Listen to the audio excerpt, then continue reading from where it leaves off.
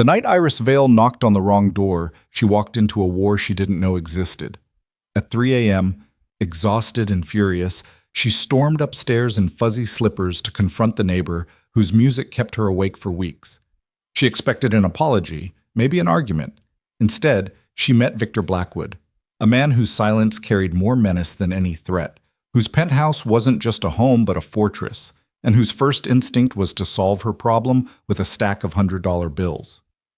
When she threw his money at his feet, everything changed. She became unforgettable. She became his. She became hunted.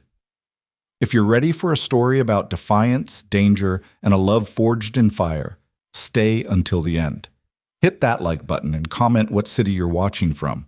I want to see how far this story travels. Tucked. The bass line hit at 2:47 a.m., rattling the water glass on Iris Vale's nightstand hard enough to send ripples across the surface. She stared at those ripples in the darkness of her studio apartment, watching them pulse in rhythm with the music bleeding through her ceiling, and felt something inside her finally snap. Not crack, not fracture.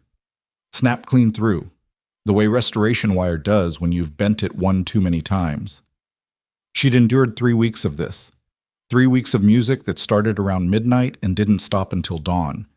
3 weeks of filing noise complaints that went nowhere, of leaving polite notes that were ignored, of wearing earplugs that did absolutely nothing against bass this aggressive.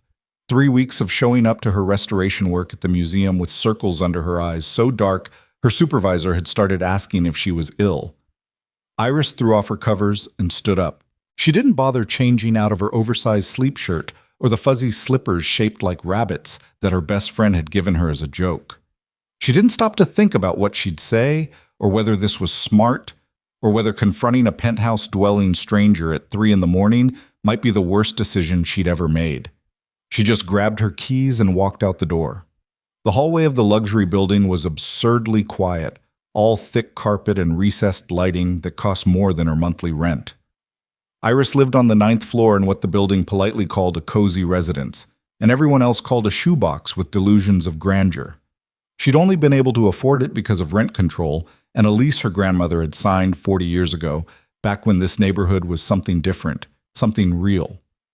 Now it was all hedge fund managers and tech executives and people who owned second homes in the Hamptons. People who didn't make noise at 3 a.m. unless they were important enough not to care. The elevator to the penthouse required a key. Iris stood in front of it for 30 seconds, seething, before she remembered the emergency stairwell. Fire code meant it had to reach every floor, even the precious penthouse. 10 flights of stairs later, her fuzzy slippers squeaking on concrete, Iris emerged into a hallway that made hers look like a service corridor. The carpet here was so thick it absorbed sound completely. The walls were paneled in what looked like actual wood, not laminate. And at the end of the hall stood a single door, matte black with chrome hardware, music pulsing behind it like a heartbeat. Iris walked up to that door and knocked. Hard. Nothing happened. She knocked again, harder this time, the side of her fist hammering against expensive metal. Still nothing.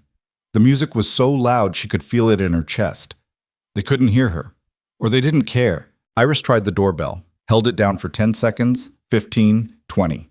When that didn't work, she went back to pounding on the door with both fists, past caring how she looked, past caring about anything except making this stop. "Open the door," she shouted. "Open the goddamn door, or I'm calling the police." The music cut off mid-beat. The silence that followed was so sudden and so complete that Iris actually took a step back, her fists still raised. She could hear her own breathing, harsh and fast, could hear the whisper of the climate control system, could hear absolutely nothing else. Then the locks started turning. There were a lot of them. More than any normal apartment should have. Deadbolts and chains and something that sounded electronic, each one disengaging with a heavy click that echoed in the silence. Iris lowered her fists slowly, suddenly very aware that she was standing in a strange hallway at 3 a.m. in bunny slippers, about to confront someone who apparently needed Fort Knox-level security on their front door. The door opened. The man who stood there was not what Iris had expected. She'd built an image in her mind over the past 3 weeks, some tech bro in his 20s, all overconfidence and daddy's money, the kind of person who threw parties because they could. who played music loud because no one had ever told them no. The man in front of her was perhaps 40, tall and lean in a way that suggested discipline rather than genetics. He wore dark slacks and a white dress shirt with the sleeves rolled to his elbows, no tie. His hair was black and perfectly cut, his jaw sharp enough to draw blood. But it was his eyes that stopped her, pale gray, cold as January ice, and currently focused on her with the kind of attention that made her skin prickle. He didn't look annoyed, he didn't look confused. He looked like a man who'd opened his door and found something mildly interesting on his doorstep, the way you might look at an unusual insect. "Can I help you?" he said. Not a question. A statement, delivered in a voice that was quiet and smooth and somehow more intimidating than if he'd shouted. Iris's prepared speech evaporated. She'd had a whole thing ready, firm but polite, reasonable, the kind of approach that worked with difficult clients at the museum. But standing in front of this man, she couldn't remember a word of it. "The music," she managed. "It's 3 a.m. I can't sleep. I haven't slept properly in 3 weeks." He studied her for a moment, his expression unchanging. Then he stepped back slightly and gestured into the apartment. "Come in." "I don't want to come in. I want you to keep the noise down." "Come in," he repeated, and there was something in his voice that made it not quite an order, but definitely not a suggestion. Every instinct Iris had screamed at her to refuse, to turn around and go back downstairs and deal with this through proper channels in the morning. But she'd tried proper channels. She'd tried everything. She stepped inside. The penthouse was enormous, an open floor plan that seemed to stretch forever, floor-to-ceiling windows overlooking the city, furniture that looked like art installations. Everything was black and white and chrome, sleek and modern and completely devoid of personality. It looked like a showroom, like nobody actually lived here. The man closed the door behind her, all those locks engaging again with soft clicks. Iris tried not to think about what that meant. "What's your name?" he said. "Iris. Iris Vale. I live on the 9th floor directly below you and—" "How much?" She blinked. "What?" He walked past her, moving deeper into the penthouse with a kind of fluid grace that reminded her of predators in nature documentaries. He stopped at a bar area, because of course he had a bar area, and opened a drawer. "How much money will it take for this to stop being a problem?" he said, pulling out a stack of bills that made Iris's eyes widen. $100 bills, crisp and new, bound with a paper band. He set the stack on the bar, added another, then another. "Is 5,000 enough? 10? Iris stared at the money.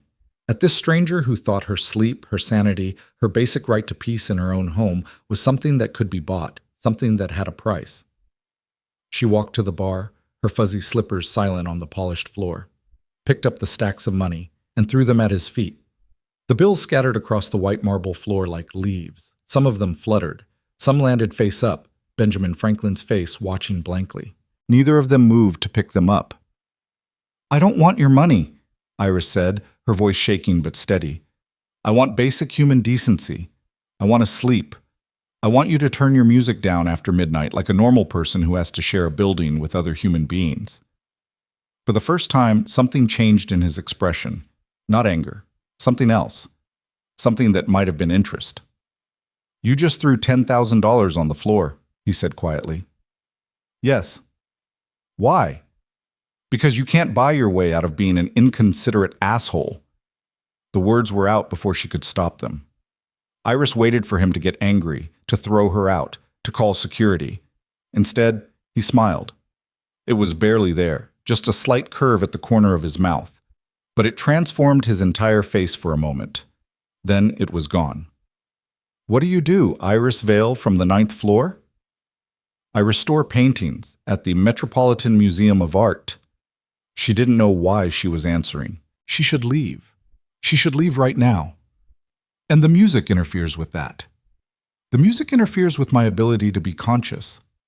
"Yes." He nodded slowly, as if this made perfect sense.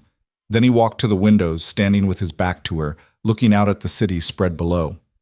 From this height, the lights looked like stars, like you could reach out and rearrange them however you wanted. "The music will stop," he said. "You have my word." "Just like that?" "Just like that." Iris waited for the catch. There was always a catch, but he just stood there, hands in his pockets, silent.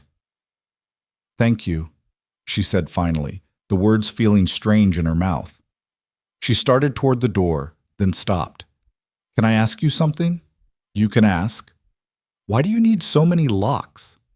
He turned to look at her then, and something in his pale eyes made her breath catch. "Because I have things worth protecting, and people who'd like very much to take them." It should have sounded paranoid, dramatic. Instead, it sounded like simple fact. Iris left without another word. She didn't look back as all those locks turned behind her. She took the elevator this time, her heart hammering the entire ride down. And when she got back to her apartment, she locked her own door, one deadbolt, nothing fancy, and stood in her dark living room wondering what the hell had just happened. The music didn't start again that night, or the next, or the one after that. Instead, something else started. Something Iris wouldn't understand until it was far too late. She'd gotten his attention. Boshamte. Victor Blackwood stood at his window long after the woman in bunny slippers had left, studying the reflection of his penthouse in the glass. Empty, clean, soulless. He'd lived in this space for 3 years and never once thought about the fact that someone existed directly below him. That his music, which he only played when the nightmares got bad enough that sleep was impossible, might be bothering another human being who shared his building. He owned the building, of course, had owned it for 5 years along with 16 others throughout the city. But that was just paperwork, just numbers and accounts that his lawyers managed. He'd never thought about the actual people who lived in those numbers. Until tonight. Until Iris Vale had knocked on his door at 3 a.m. wearing fuzzy slippers and righteous fury and thrown his money in his face like it was garbage. Nobody did that. In Victor's world, money solved everything because money was everything.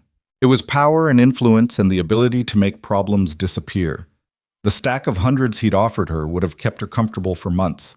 Most people would have taken it without a second thought. She'd thrown it on the floor and called him an inconsiderate asshole.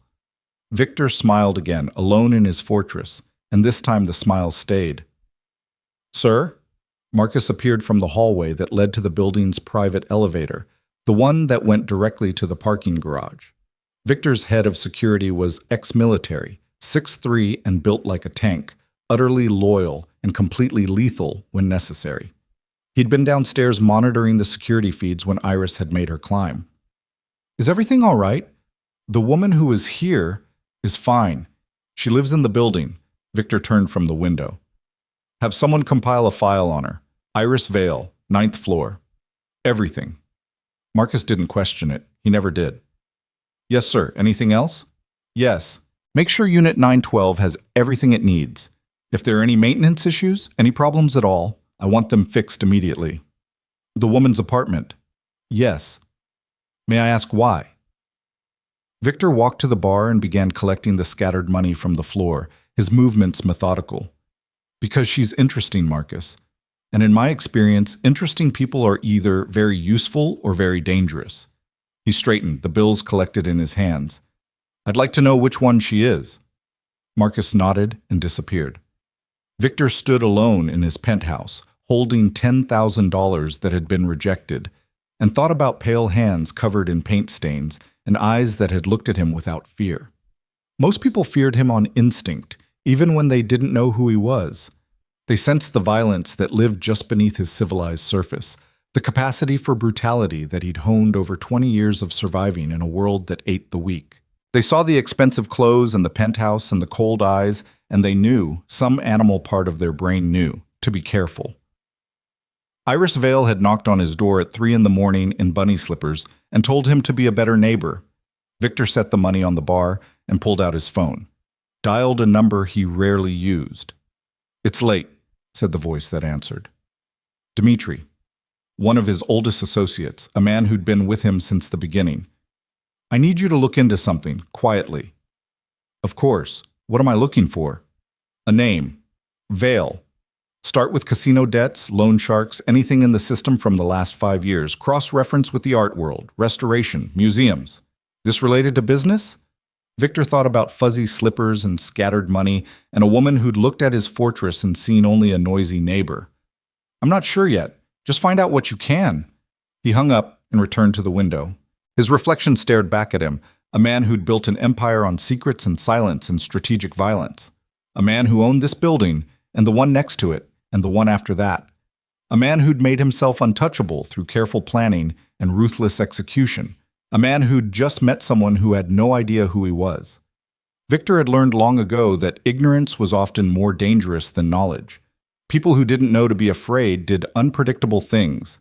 They made choices that cautious people would never make. They walked into situations they should run from. They knocked on doors that should stay closed. He needed to know everything about Iris Vale.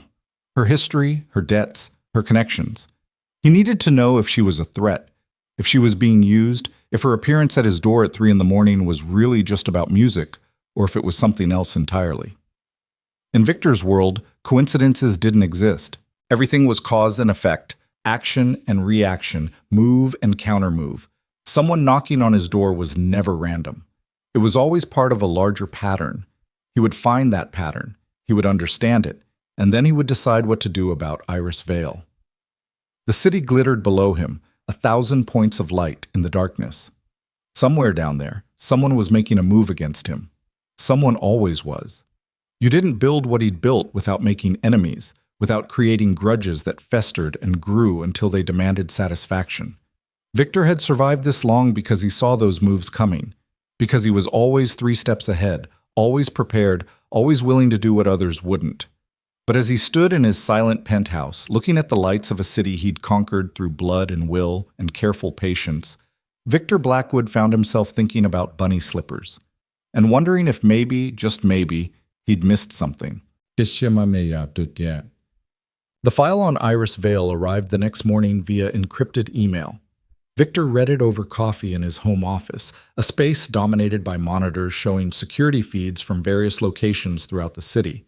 His legitimate businesses, the ones that appeared on tax returns, and his other interests, the ones that required more careful management. Iris Michelle Vale, 28 years old, born in Brooklyn, raised in Queens after her mother died when she was 7. Father: James Vale, last known address in Atlantic City 3 years ago. Multiple arrests for fraud, conspiracy, illegal gambling. Currently whereabouts unknown. Victor stopped reading and pulled up the photo Marcus had attached. James Vale looked like a lot of men Victor had encountered over the years. Weak chin, desperate eyes, the kind of face that made bad decisions and then looked for someone else to blame. He kept reading. Iris had put herself through school on scholarships and part-time jobs. Bachelor's in art history from Hunter College, master's in conservation from NYU. Worked her way up at the Met, currently a junior conservator specializing in Renaissance oils. Salary, barely enough to cover rent in the building she'd inherited through her grandmother's lease. No debts, no criminal record, no suspicious associations. She was exactly what she appeared to be. A woman who worked too hard for too little money, who lived alone in a too small apartment, who knocked on doors at 3 a.m. because she was too exhausted to care about consequences. Victor should have been relieved. She wasn't a plant, wasn't a threat, wasn't anything except what she seemed. Instead, he found himself reading the file again, looking at the details. She volunteered at a community center in Queens teaching art classes to kids. She'd been with the same best friend, Mallory Chen, art gallery manager, since college. She ate lunch at the same deli 3 times a week, always ordered the same sandwich. She had a routine, a life, a small, contained existence that should have been completely separate from his. Except she lived directly below him, in a building he owned. 1 floor and a thin layer of ceiling away from the man who controlled half the underground economy in the city. Victor closed the file and made a decision. He would leave her alone. He would keep the music down, honor his word, and let Iris Vale continue her small, safe life without ever knowing how close she'd come to something dangerous. It was the smart choice, the careful choice, the kind of choice that had kept him alive and in power for 2 decades.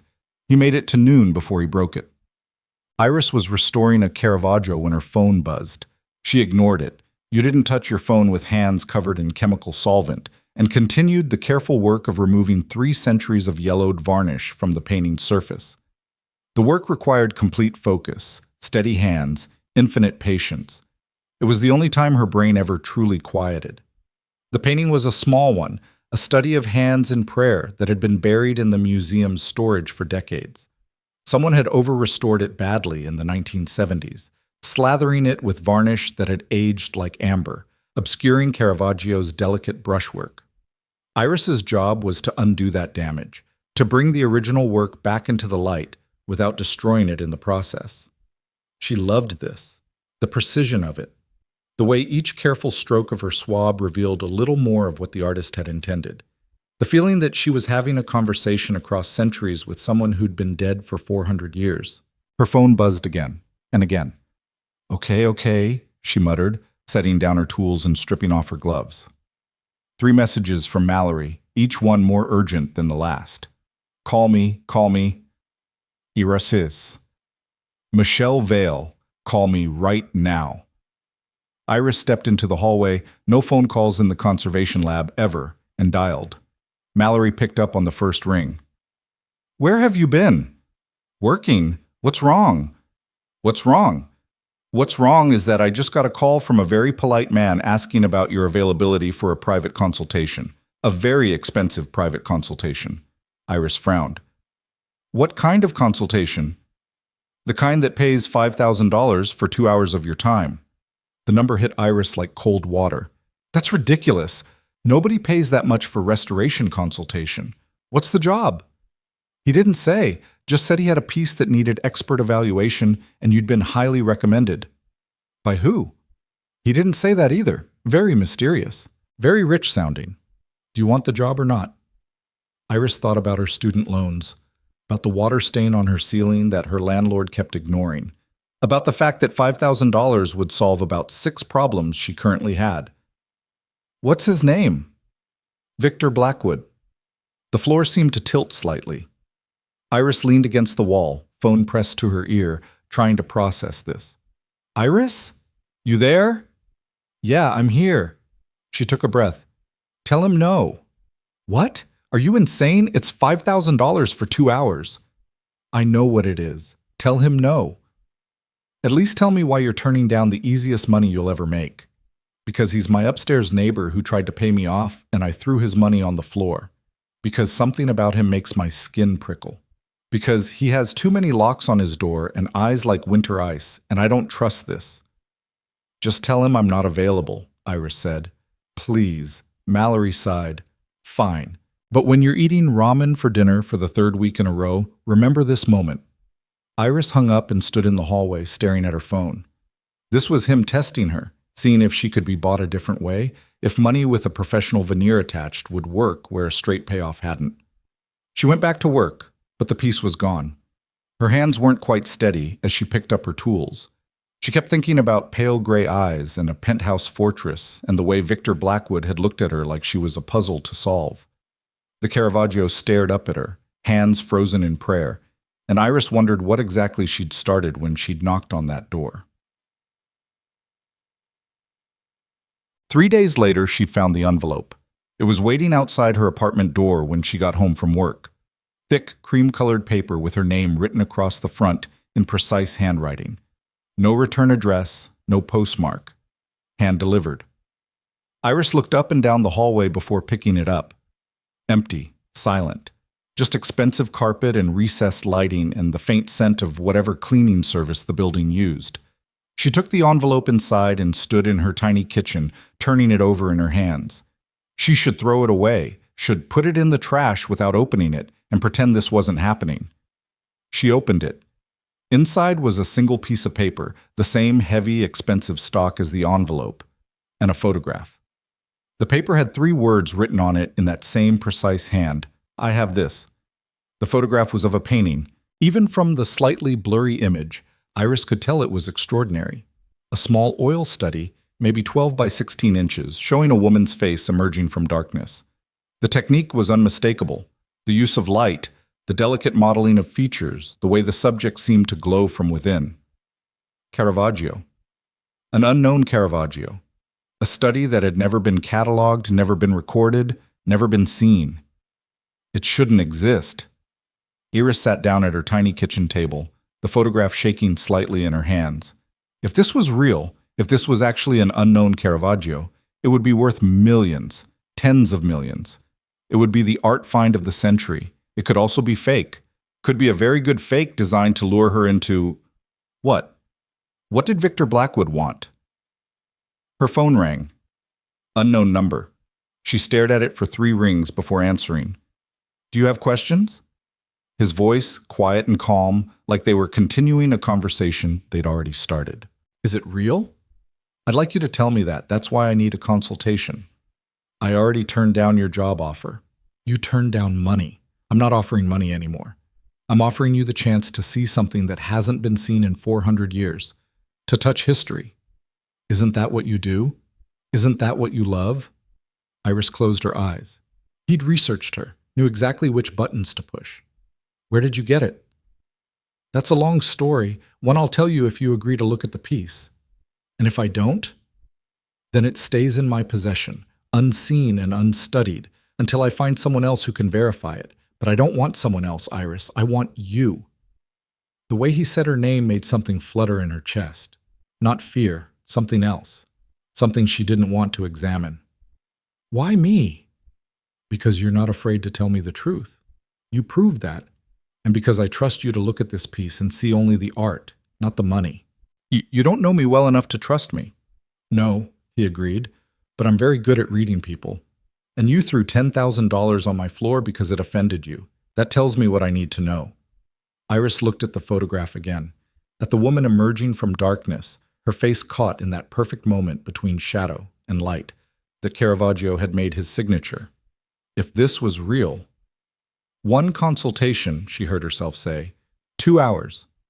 I examine the piece, give you my professional opinion, and then we're done. Agreed. When? Tomorrow, 7 p.m. My home. Of course, his fortress, his territory. Fine. Iris? His voice dropped slightly, became something softer, more dangerous. Thank you. He hung up before she could respond. Iris sat in her kitchen, the photograph in front of her, and wondered what she'd just agreed to. She thought about calling Mallory, telling her everything, asking for advice. But what would she say? That her upstairs neighbor who she'd confronted about noise 3 nights ago had mysteriously acquired what might be the art find of the century and specifically wanted her to examine it? It sounded insane. It sounded like the beginning of every true crime podcast she'd ever listened to. It also sounded like the opportunity of a lifetime. Iris picked up the photograph one more time, studying every detail she could make out. The brushwork, the use of chiaroscuro, the way the subject's eyes seemed to hold secrets even in a photograph of a painting. If it was real, she had to see it, had to know. If it was fake, she needed to understand why Victor Blackwood was going to such elaborate lengths to get her alone in his penthouse again. Either way, she was going. She just wished she knew which option scared her more. Victor ended the call and set his phone on his desk, a small smile playing at his lips. She'd agreed. He'd known she would. The painting was too perfect, too precisely calibrated to appeal to someone who lived and breathed art history. The Caravaggio was real. Victor had acquired it 2 years ago from a private collection in Prague, one of the few legitimate purchases he'd made in a career built on considerably less legitimate transactions. He'd bought it because he liked it, because the woman in the painting reminded him of someone from his past, and because having a lost masterpiece in his possession pleased him in ways he didn't fully examine. He'd never intended to use it as bait. But then Iris Vale had knocked on his door in bunny slippers, and suddenly he'd found a purpose for it. The file Dimitri had compiled on her father was considerably more interesting than the one on Iris herself. James Vale was a degenerate gambler who'd burned through his wife's life insurance, his mother's savings, and every other source of money he could access. 3 years ago, he'd borrowed $200,000 from the kind of people who didn't accept late payments, and then he'd vanished. The debt hadn't vanished with him. It had been sold, traded, passed around the underworld like a commodity, which is how it had eventually ended up in the portfolio of Alexei Volkov. Victor stood and walked to his window, looking out at the city that never really slept. Alexei was a problem, an ambitious problem. A Russian Pakan who'd been making moves in Victor's territory for the past 6 months, testing boundaries, seeing what he could take. So far, Victor had let him think he was getting away with small incursions, minor disrespect, let him grow confident, It was easier to crush confident enemies. They made bigger mistakes. But now it seemed Alexei had something Victor hadn't known about. A debt that belonged to Iris Vale's father. A debt that, in the world Victor inhabited, could easily be transferred to family members, to daughters who worked at museums and lived in inherited apartments and had no idea their father had painted a target on their back. Victor's smile faded. This complicated things. He'd brought Iris into his orbit because she interested him, because she'd been fearless and honest and completely unlike the calculating, careful people who usually surrounded him, because he'd wanted to understand her. Now she was in his orbit for a different reason, because she was leverage Alexei could use, because her father's debts made her valuable, because in Victor's world, valuable things didn't stay safe for long. His phone buzzed. Marcus. Sir, we have movement. Alexei's people are making inquiries about the girl. What kind of inquiries? Where she works? Her schedule? Who she sees? A pause. They're being obvious about it. Want us to know they're watching her. A message, then. Alexei telling Victor that he knew about Iris, knew she was connected to a debt, knew she could be used. Increase surveillance on her building, Victor said. I want to know everyone who comes within 50 feet of her, and find out where James Vale is. If he's still alive, I want him found. And if Alexei's people make a move? Victor watched the city lights pulse in the darkness, each one a life, a story, a series of choices that had led to this moment. Then they learn why I've held this territory for 20 years. Make sure the men are ready. He hung up and stood at the window for a long time, thinking about bunny slippers and fearless eyes, and a woman who had no idea she was about to become a piece in a game she didn't know existed. Tomorrow she would come to his penthouse to look at a Caravaggio. She would see the painting, give her expert opinion, and think that was the end of it. But it was only the beginning. Because Victor Blackwood had just made a decision that would change everything. He wasn't going to let Alexei have her. Not as leverage, not as a hostage, not as anything. Iris Vale was under his protection now, whether she knew it or not, whether she wanted it or not. And in Victor's world, protection was just another word for possession. He would keep her safe. He would eliminate the threat.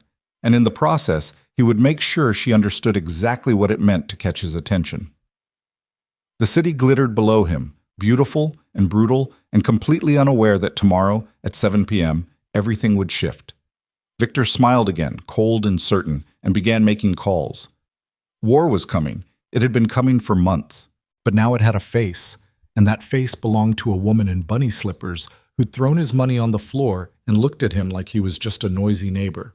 She would learn differently soon enough. They all would. Iris spent the entire next day second-guessing her decision. Between careful strokes on the Caravaggio study at work, her mind kept drifting to the photograph tucked in her bag, to the penthouse with too many locks, to pale gray eyes that had looked at her like she was something worth studying. You're distracted, her supervisor Margaret said around 3 p.m., appearing at Iris's shoulder with the silent efficiency of someone who'd spent 40 years moving through museum galleries. That's not like you. Iris set down her swab and stepped back from the painting. Margaret was right. She'd been working the same 2-inch section for 20 minutes, her usual steady rhythm completely disrupted. Just tired, haven't been sleeping well. The noise situation resolved? Yeah, it stopped. Iris didn't mention how it had stopped, or who had stopped it, or the fact that she was planning to go back to that penthouse tonight with significantly less righteous fury and significantly more unease. Margaret studied her with sharp eyes that missed nothing. If you need to take the rest of the day, take it. I'd rather you come back fresh tomorrow than damage something today. It was as close to being sent home as Margaret ever got. Iris accepted the dismissal gratefully, cleaned her workstation with meticulous care, and left the museum 2 hours early, which meant she had 2 hours to kill before 7 p.m., 2 hours to talk herself out of this. She went to the deli where she always ate lunch and ordered her usual sandwich, even though it was 4:30 and she wasn't hungry. Sat at the same table by the window where she'd sat 3 times a week for the past 2 years, tried to pretend everything was normal. Her phone buzzed. Mallory. Lunch tomorrow? I have gallery drama to tell you about, Iris typed back. Can't, work thing. The lie felt strange on her fingers. She told Mallory everything. Had told her everything since they'd met freshman year of college, and bonded over a shared hatred of their Art History 101 professor. But she couldn't explain this. Couldn't explain why she was going to a stranger's penthouse to look at a painting that shouldn't exist. Couldn't explain the small thrill of fear and anticipation that had been building in her chest all day. She forced herself to eat half the sandwich, threw the rest away, and walked home through streets already dark with winter evening. The building lobby was warm and bright, the doorman nodding to her with familiar courtesy. Everything normal, everything safe. Iris took the elevator to the 9th floor, went into her apartment, and stood in the middle of her living room, trying to decide what you wore to authenticate a possibly stolen masterpiece for a man who might be dangerous. She settled on dark jeans, a black sweater, and her most professional demeanor. Pulled her hair back in a ponytail. No makeup. This was work, not a date. The distinction felt important even though she couldn't quite articulate why. At 6:45, she gathered her tools. A jeweler's loupe for examining brushwork up close, a small UV flashlight for checking varnish layers, a digital camera for documentation, all the basic equipment she'd need for a preliminary authentication. At 6:55, she left her apartment and walked to the elevator that required a key. She'd made it 3 steps before she saw it sitting on the small console table in the hallway. A key card, cream-colored like the envelope, with her name written across it in that same precise handwriting. Iris picked it up slowly. He'd had this delivered to her floor. Had known exactly when she'd leave her apartment. The level of attention felt invasive and oddly thrilling at the same time. The elevator rose smoothly, depositing her in the penthouse hallway at exactly 7 p.m. The door was already open. Victor stood just inside, dressed almost identically to the last time she'd seen him. Dark slacks, white dress shirt, sleeves rolled to his elbows. Like this was his uniform. His armor. "Punctual," he said. "I appreciate that. Let's just get this done." Iris stepped inside, hyper-aware of the door closing behind her, of all those locks engaging. The penthouse looked exactly the same as before. Sterile, perfect, unlived in. "Where's the painting?" "This way?" He led her deeper into the space, past the pristine living area and the bar where she'd thrown his money, into a hallway she hadn't seen before. The walls here were covered in art, actual art, not the generic pieces that decorated the main room. A Rothko that made her breath catch, a small Monet that belonged in a museum, a bronze sculpture she was almost certain was a Rodin. "You collect," she said, unable to keep the surprise from her voice. "I acquire things that interest me." He glanced back at her. "Beautiful things, rare things, things other people want." The way he said it made her skin prickle, like she might be one of those things. The hallway ended in a door that Victor unlocked with a fingerprint scanner, serious security for a residential space. Beyond it was a climate-controlled room that could have been transplanted directly from a museum. Track lighting, archival storage. An examination table set up in the center with professional-grade equipment. And on that table, in a simple frame, was the painting from the photograph. Iris forgot about Victor entirely. Forgot about locked doors and strange invitations, and the way her heart had been hammering since she'd stepped into the elevator. She crossed to the table, set down her bag, and just looked. Even before touching it, before examining it properly, she knew.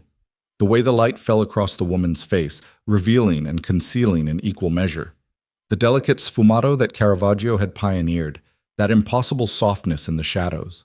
The psychological intensity in the subject's eyes. You could see her thinking, see the weight of whatever secret she carried. "It's real," Iris breathed. "You're certain?" "I need to examine it properly, but yes, I'm certain." She pulled on a pair of cotton gloves, fingers trembling slightly, and leaned in close. The painting was small, perhaps 12 by 14 inches, oil on canvas.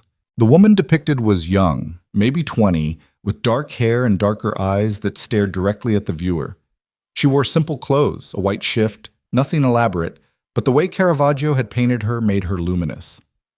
Iris spent the next hour in complete silence, examining every inch of the canvas. Used her loupe to study the brushwork, finding the quick, confident strokes that were Caravaggio's signature. Used her UV light to check the varnish layers, seeing the subtle fluorescence that indicated age. Took photographs from every angle, documenting what she was seeing. Victor watched from the doorway, completely still, saying nothing. Most people would have interrupted by now, would have asked questions, would have needed reassurance. He just waited. Finally, Iris straightened and pulled off her gloves. It's a study, probably done in preparation for a larger work. Maybe one of his paintings of Mary Magdalene based on the subject's expression. The technique is consistent with his Roman period, around 1595 to 1600. The canvas is correct for the period. The pigments are correct. The craquelure pattern is consistent with natural aging, not artificial. Meaning? Meaning this is a lost Caravaggio study. Worth, she tried to calculate, failed. Conservatively, 20 million. At auction, if properly attributed and authenticated, 50 million, maybe more. And you can provide that authentication? I can provide a preliminary report. Full authentication would require scientific testing, X-ray, infrared reflectography, pigment analysis. The museum has the equipment, but I'd need to explain where the painting came from. She looked at him directly. I'd need provenance, a paper trail showing legal ownership going back centuries. I have provenance. Legal provenance?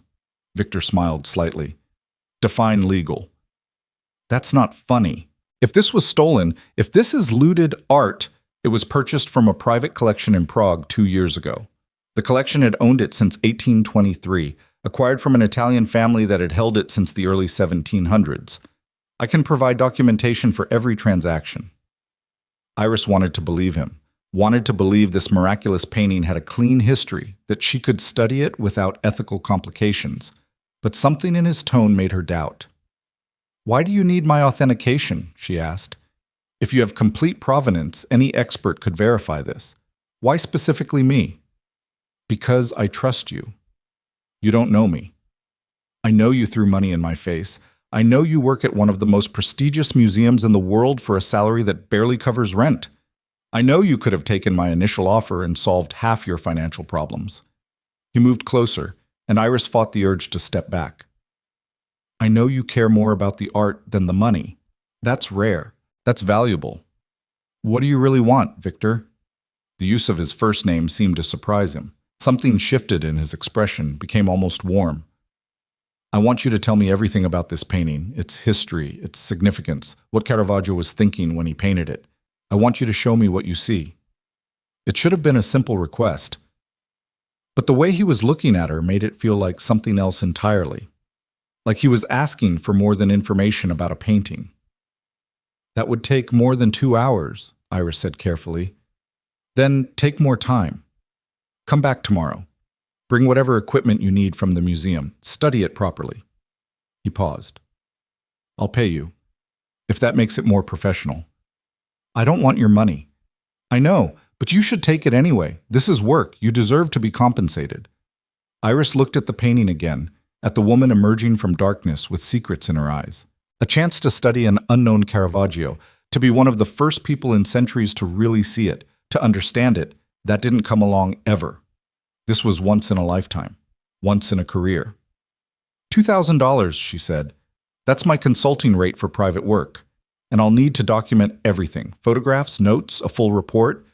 If this ever goes to auction or gets donated to a museum, my authentication will be part of its history. Agreed. And I want to know why. Why you have this. Why you're showing it to me. The real reason. Victor was quiet for a long moment, his pale eyes studying her with that same unsettling intensity. Do you know what I do, Iris? You own buildings, real estate. Among other things. He moved to the examination table, looking down at the Caravaggio with something that might have been affection. I built an empire on secrets and silence, on knowing things other people don't, on understanding value in all its forms. He looked up at her. But art is different. Art requires someone who can see what I can't, who can explain beauty I only feel. You do that. You see the story in this painting. I just see a woman's face. It was possibly the most honest thing he'd said to her, and possibly a complete lie. Iris couldn't tell which. I'll come back tomorrow, she said. 6 p.m. I can bring portable equipment from the museum, nothing they'll miss, nothing that will raise questions. I'll have dinner brought in. That's not necessary. You'll be working. You should eat. He walked her back through the penthouse, neither of them speaking until they reached the door. The key card is yours. Use it whenever you need to. I'm not going to need to. Humor me. Iris slipped the card into her pocket and stepped into the hallway. The door closed behind her with its series of heavy locks, and she stood there for a moment trying to process what had just happened. She'd agreed to come back, to spend more time in Victor Blackwood's penthouse, studying a painting that was either the discovery of a lifetime or the beginning of something she didn't understand. The elevator arrived and she stepped inside, watching the numbers descend. 9 floors had never felt so significant before. 9 floors between her small, safe apartment and his fortress. 9 floors that were starting to feel like nothing at all. When Iris got home, she made herself tea she didn't drink and sat at her kitchen table with her laptop, searching for information on Victor Blackwood. Real estate developer, the internet told her, owner of multiple commercial and residential properties throughout the city. Net worth estimated in the hundreds of millions. No social media presence. No interviews. No photographs except for a few formal shots at charity events where he stood in the background, always watching, never the center of attention. A man who'd made himself deliberately invisible while accumulating enormous power. Iris closed her laptop and stared at the ceiling, at his floor, and wondered what she'd gotten herself into. The answer came at 2 a.m. when she woke to the sound of footsteps in the hallway outside her apartment. Heavy footsteps. Multiple people. She lay in bed, frozen, listening as they stopped outside her door. Listened as someone tried her doorknob. Once, twice, then silence. Iris didn't move for 5 full minutes. When she finally worked up the courage to get up, to look through her peephole, the hallway was empty. But tucked under her door was a piece of paper, cheap notebook paper, not expensive cream stationery. 6 words in blocky handwriting. Your father says hello. Pay up. Her hands were shaking so badly she could barely hold the paper. Her father. James Vale, who she hadn't seen in 3 years, who'd disappeared into whatever hole degenerate gamblers crawled into when they'd burned every bridge and exhausted every option. What had he done? What had he gotten her into? Iris grabbed her phone, started to dial 911, then stopped. What would she tell them? Someone tried her doorknob and left a note? That wasn't a crime. And if her father was involved with the kind of people who left threatening notes at 2 a.m., the police might make things worse. She stood in her dark apartment, the note in her hand, and thought about the penthouse upstairs. About a man who had too many locks on his door and a room full of art worth millions and eyes that saw things other people missed. About someone who'd said he trusted her, who'd given her a key card with her name on it. Someone who might know exactly what kind of trouble she was in. Iris didn't sleep the rest of the night. She sat at her kitchen table with every light on, holding the note, watching her door. When dawn finally came, gray and cold through her window, she made a decision. She was going to tell Victor Blackwood about the note, about her father, about whatever this was that had suddenly crashed into her careful, controlled life. And she was going to hope she wasn't making the worst mistake of her life. At work, Iris moved through her tasks mechanically, her mind elsewhere. She signed out the portable equipment she'd need, a digital microscope, additional UV lights, a spectrometer that could analyze pigment composition. Everything small enough to fit in her backpack, nothing anyone would miss for a day. Margaret caught her on the way out. Taking equipment home? Private consultation, just for the evening. The lie came easier this time. Must be an important piece. It is. That at least was true. Margaret studied her for a moment, concern flickering across her face. Iris, if you need anything, if something's wrong, you know you can talk to me. I know. Thank you. Iris managed a smile that felt like glass. I'm fine. Really. She wasn't fine.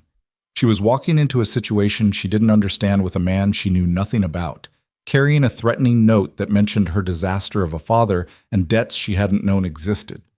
But the alternative was dealing with it alone, and alone had never felt more dangerous. At 5:30, Iris left the museum and headed home. She had 30 minutes before she needed to be upstairs. 30 minutes to decide if she was really going to do this. She made it 15 minutes before her phone rang. Unknown number.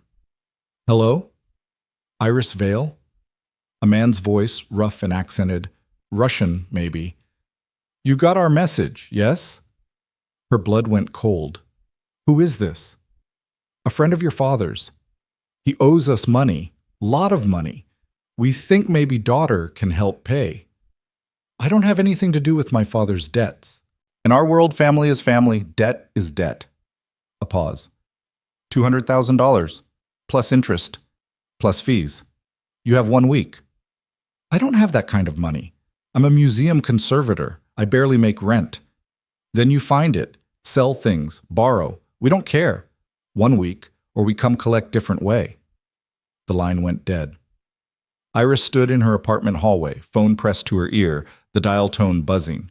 $200,000, 1 week, or they'd come collect a different way, which could only mean one thing.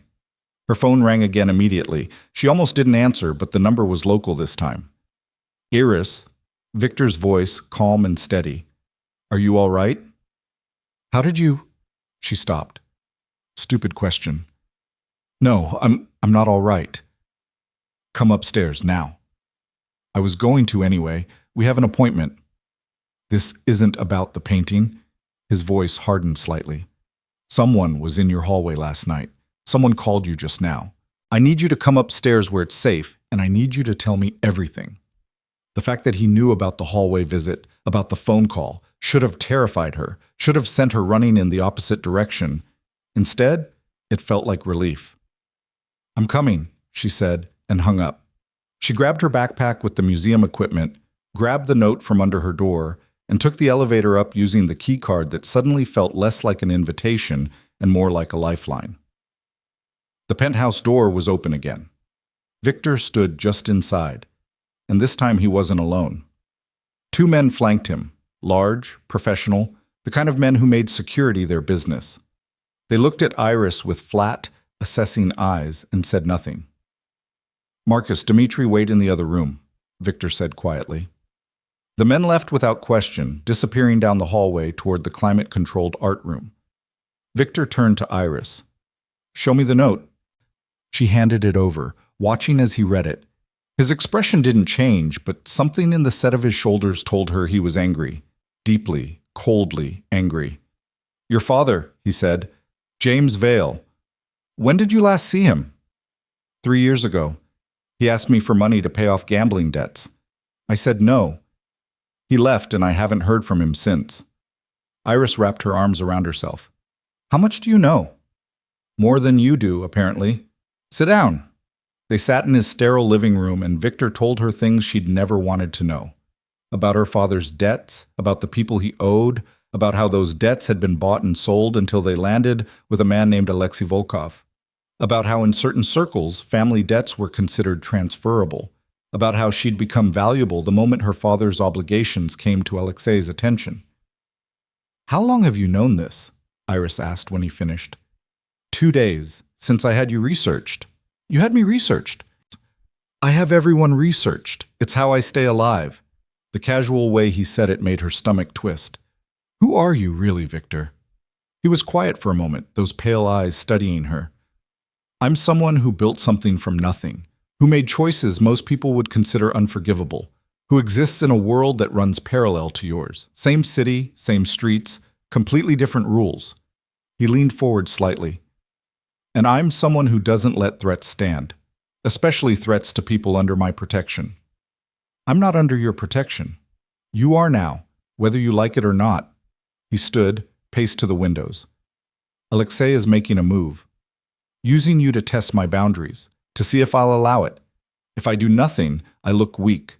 If I protect you, I'm declaring you're mine. I'm not yours. In this world, proximity is ownership. You live in my building. You're in my home.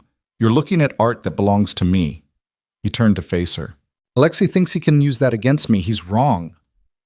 Iris stood too, anger cutting through her fear. So this was all calculated, the painting, the consultation, bringing me up here. You knew I was in danger and you used art to reel me in. Yes. The blunt admission caught her off guard. She'd expected denial, manipulation, some smooth explanation that made it sound better than it was. Why? Because if I'd told you the truth 3 days ago, that you were being hunted by a Russian crime family because of your father's debts, you would have run, gone to the police maybe, or tried to disappear. Either option would have gotten you killed.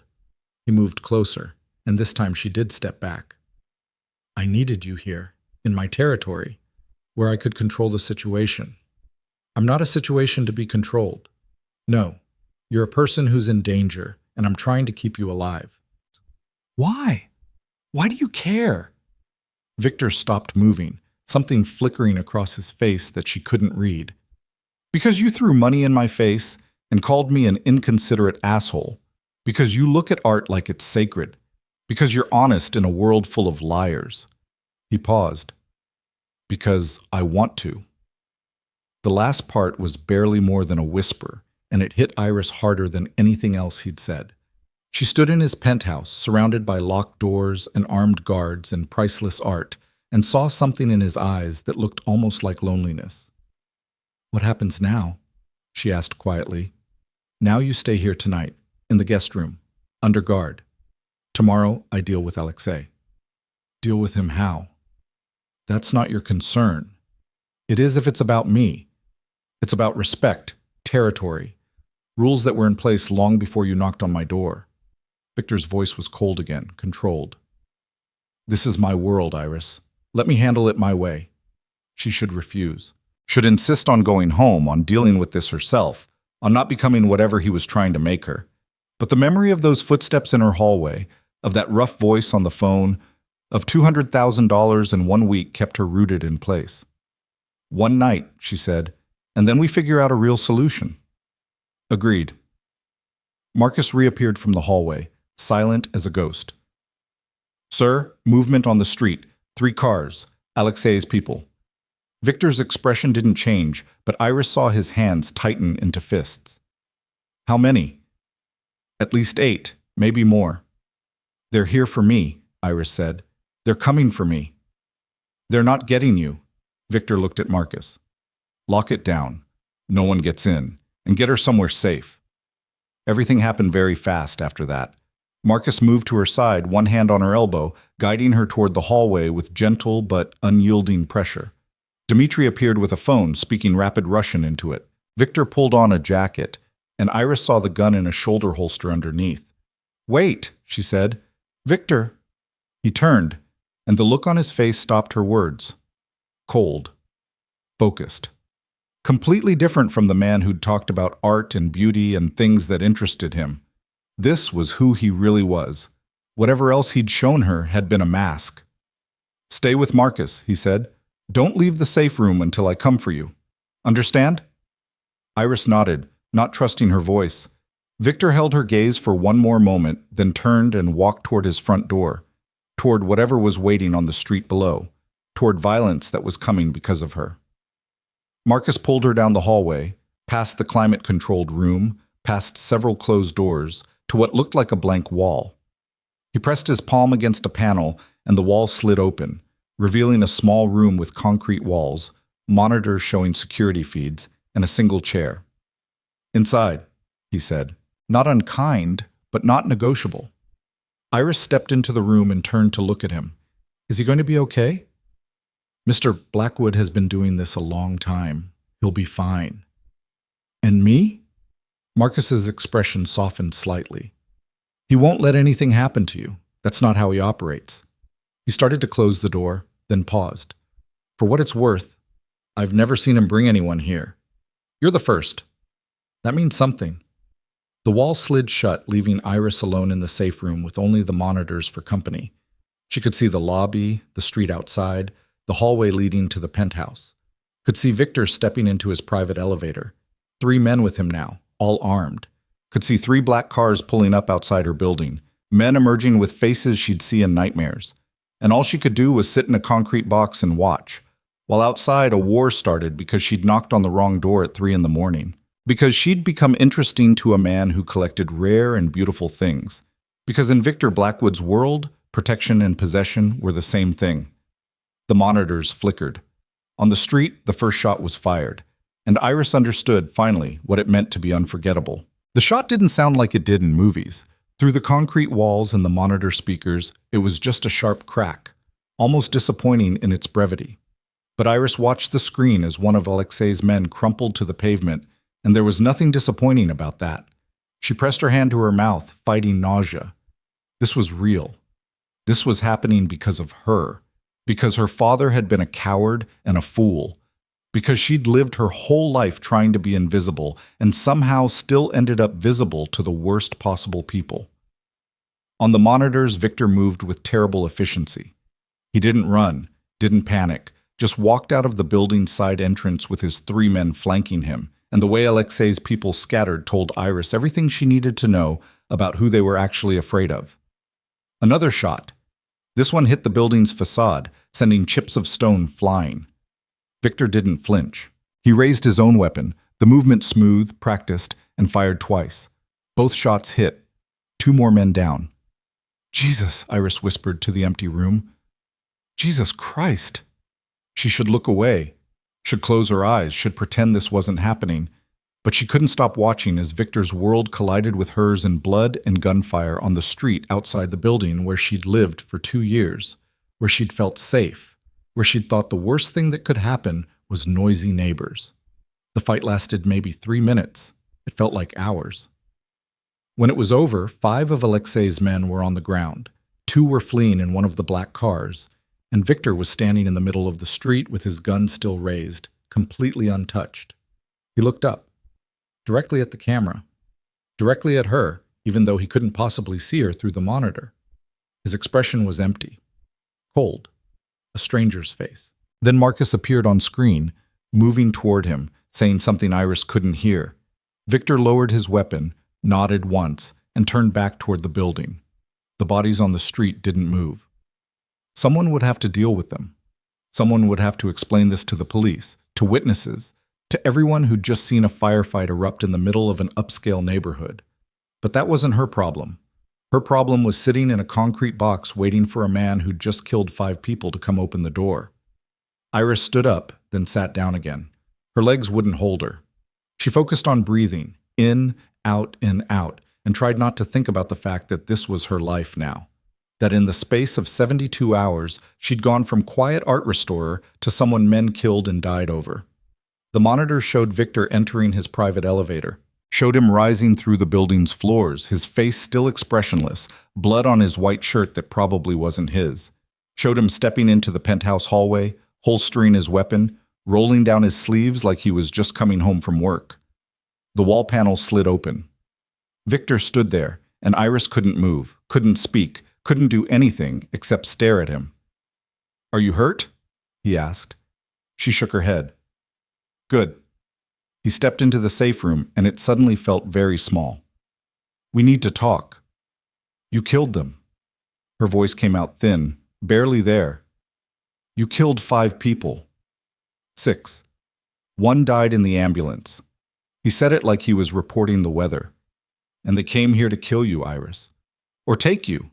Either option was unacceptable. The police are already being managed. This building has excellent security, and very unfortunately, several armed men attempted to break in. They were stopped by private security before they could harm any residents. Self-defense, property defense, all very legal. That's not what happened. That's what the cameras will show. That's what the witnesses will remember. That's what the paperwork will say." Victor held out his hand. "Come on, you can't stay in here all night." Iris looked at his hand, the same hand that had held a gun minutes ago, that had taken 6 lives without hesitation. She should be horrified, should refuse to touch him, should demand he let her leave, should run as far and as fast as she could from this world she didn't understand. Instead, she put her hand in his and let him pull her to her feet. His skin was warm. His grip was steady. And when she stumbled slightly, he caught her, his free hand going to her waist to keep her upright. "Easy," he said, and his voice was different now, softer, almost gentle. "You're in shock. That's normal." "Nothing about this is normal." "No, but you're safe. That's what matters." He led her out of the safe room, down the hallway, into the main living area of the penthouse. Dmitri was there, speaking quietly into a phone in Russian. Marcus stood by the windows, watching the street below where police cars were now arriving, lights flashing in the darkness. "Sit," Victor said, guiding her to the pristine white couch. "I'll get you something to drink." I don't want you. You need it. Trust me. He disappeared toward the bar, and Iris sat on the expensive couch in her jeans and sweater, feeling completely out of place. This wasn't her world. These weren't her people. This violence, this efficiency, this casual relationship with death. None of it made sense in the life she'd carefully constructed. Victor returned with a glass of amber liquid. Whiskey. Drink. Iris took the glass with shaking hands and sipped. The alcohol burned going down, but the warmth that followed was oddly comforting. She took another sip, then a longer one. Slowly, Victor said, sitting beside her. Not close enough to crowd her, but near enough that she could feel his presence. I need you coherent. For what? For the conversation we're about to have. About your father. About Alexei. About why 6 men just died on our street. He paused. And about what happens next. Iris set down the glass before she could drink more. Her head was already buzzing, shock and adrenaline and whiskey mixing into something that made the room feel slightly unreal. I don't understand any of this. My father's a gambler, a bad one, but people don't kill over gambling debts. They break legs, they threaten, but they don't. She gestured vaguely at the windows, at the street below. They don't do that. They do when the debt is a message, when it's not about the money. Victor leaned back, and for the first time since the shooting, he looked tired. Alexei Volkov has been pushing into my territory for 6 months. Small things at first, testing boundaries, seeing what I'd allow. I've been patient because I prefer solving problems permanently rather than creating temporary fixes. What does that have to do with me? Your father borrowed money from people who eventually sold that debt to Alexei. $200,000 plus interest. Call it $300 now. Alexei doesn't need the money. He needs leverage. He needs something he can use against me. Victor looked at her directly. You became that something the moment you knocked on my door, the moment I showed interest in you. The words hit her like cold water. So this is your fault. You made me a target. No, your father made you a target the moment he borrowed money he couldn't repay. I just gave Alexei a different reason to come after you. His expression didn't change. But I also gave you the only protection that matters in this world. Mine. I don't want your protection. I want my normal life back. Your normal life ended 3 years ago when your father disappeared. You just didn't know it yet. Victor stood, paced to the windows. Below, police were putting up crime scene tape, taking statements from the doorman who would say exactly what he'd been told to say. Alexei would have found you eventually. Used you, hurt you, killed you when you stopped being useful. At least this way, you have a chance. What kind of chance? The kind where you stay alive, where you let me handle this situation the way it needs to be handled, where you trust that I know what I'm doing. Iris laughed, the sound bitter and wrong. Trust you? I don't even know you. 3 days ago, you were just my loud neighbor. Now you're, what? A crime lord? A killer? Someone who has safe rooms and armed guards and makes police reports say whatever he wants? All of those things. He turned from the window. I'm also someone who keeps his word. I told you the music would stop. It stopped. I told you I'd keep you safe. 6 bodies prove I meant it. You can't expect me to be grateful for murder. I don't expect gratitude.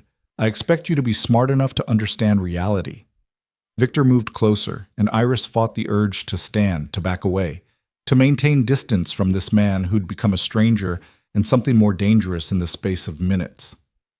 Alexei declared war tonight, not just on you, on me. Using you was the opening move. Now he knows I'll protect you. That makes you valuable.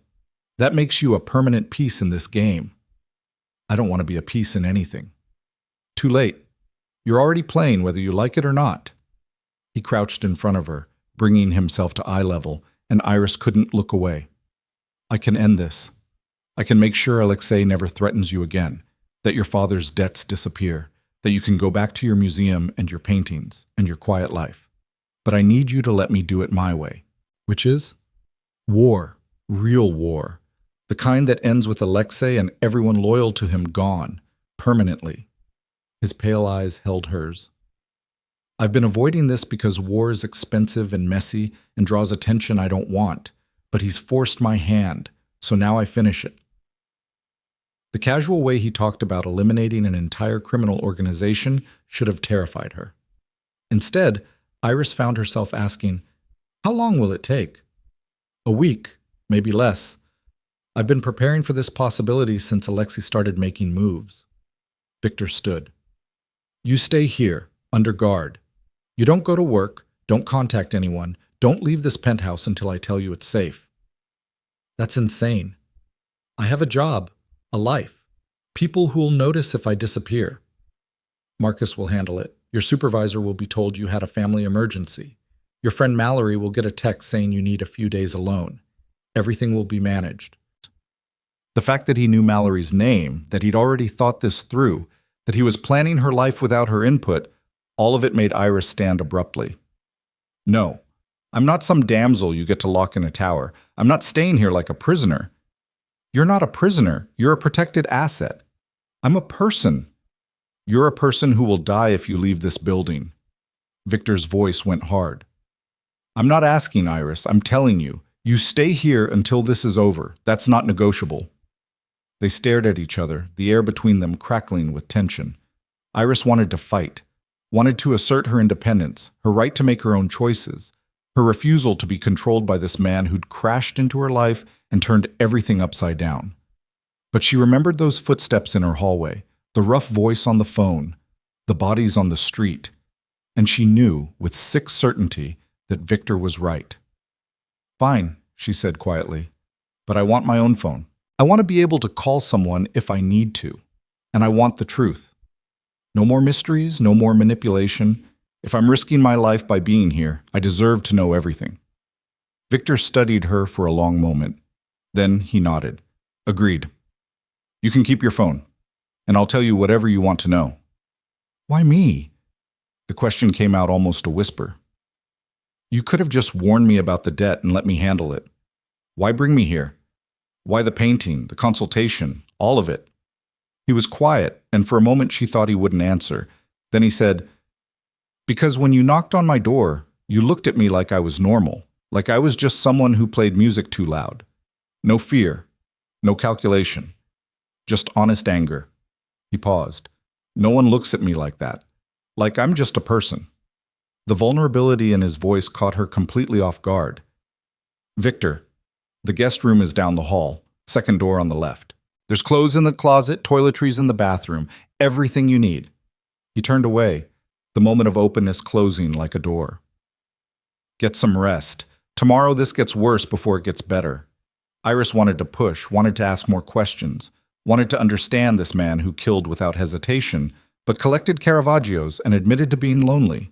But exhaustion was crashing over her in waves, and the adrenaline that had kept her upright was fading fast. "What about the painting?" she asked. "We were supposed to work on it tonight. The painting isn't going anywhere. We'll get to it." He glanced back at her. "Assuming you still want to." "I do." She didn't know why that felt important to say, but it did. "I mean, if I'm going to be stuck here anyway, I might as well do something useful." Something that might have been a smile crossed his face. "Good. Now go, sleep. Marcus will be outside your door if you need anything." Iris walked down the hallway on unsteady legs, found the guest room exactly where he'd said it would be. It was as impersonal as the rest of the penthouse. White walls, minimalist furniture, floor-to-ceiling windows overlooking the city. But the bed looked comfortable, and the bathroom was stocked with expensive products. And when she opened the closet, she found clothes in her size. Of course he'd known her size. He'd probably known everything about her before she'd ever knocked on his door. She showered in water almost too hot, scrubbing away the feeling of this night, trying to wash off the memory of gunfire and blood and 6 bodies on the street. When she finally crawled into bed, it was after midnight, and her phone, which she'd been allowed to keep, had 3 messages from Mallory asking if she was okay. Iris typed back, "Family emergency. Need a few days? I'll explain later." Another lie. Another layer of deception between her and the life she'd had 72 hours ago. She set down the phone and stared at the ceiling. Above her, Victor's floor. His bedroom, probably. Was he sleeping, or was he awake, planning his war, making calls that would end in more death?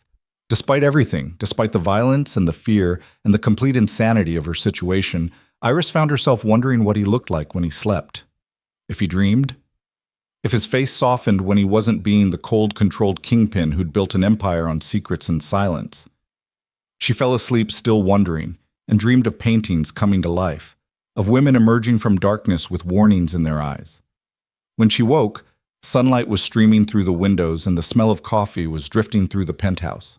Iris put on the clothes she'd worn yesterday. Her own clothes felt important, like keeping hold of who she was, and walked out to find Victor at his dining table, papers spread in front of him, phone pressed to his ear. He looked up when she entered, held up one finger in a wait gesture, and finished his conversation in rapid Russian. Then he hung up and gestured to the chair across from him. "Coffee's fresh. There's breakfast in the kitchen. Help yourself." Iris poured coffee, found pastries and fruit already laid out, and brought it all back to the table. "You speak Russian?" "Among other languages. Useful in my line of work." He was dressed differently today, still the white shirt but with a dark vest over it, no jacket, professional, almost formal. "How did you sleep?" "Like someone who watched 6 people die." "Fair enough." He closed the laptop in front of him. "We need to discuss your father." Iris's appetite vanished. "What about him?" "He's alive. In Atlantic City, hiding in a casino hotel under a fake name. Dmitri found him this morning." Victor slid a photograph across the table. Her father, looking older and more worn than she remembered, walking into a building with a cheap suit and cheaper shoes.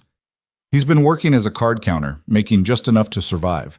The people he owes have been looking for him, but he's been careful. Until now. Until Alexei bought his debt and decided you were more interesting than he was. Your father knows what's happening, he knows they're using you, and he hasn't done a damn thing about it. The cold fury in Victor's voice surprised her. "Why do you care?" "Because he made a choice. He chose to hide while his daughter became a target. That's unforgivable." Victor leaned back.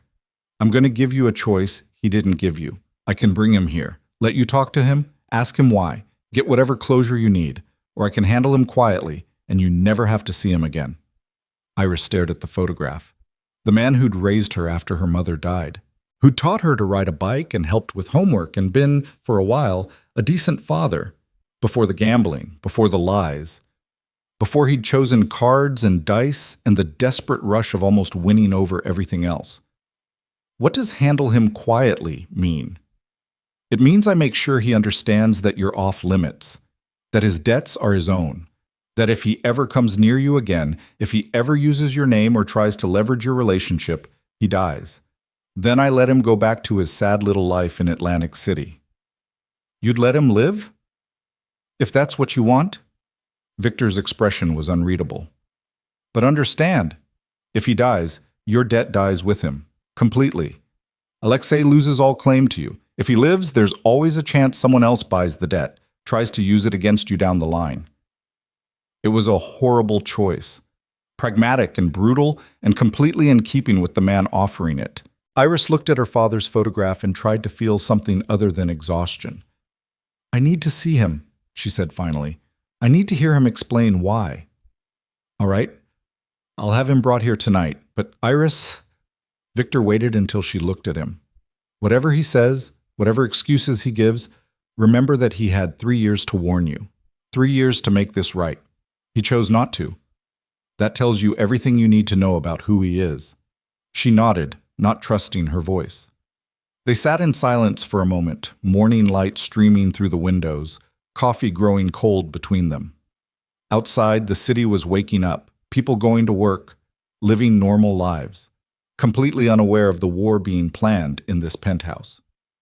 "Tell me about the Caravaggio," Iris said abruptly. "Where you really got it, why you have it." Victor looked surprised, then thoughtful. "It was a gift.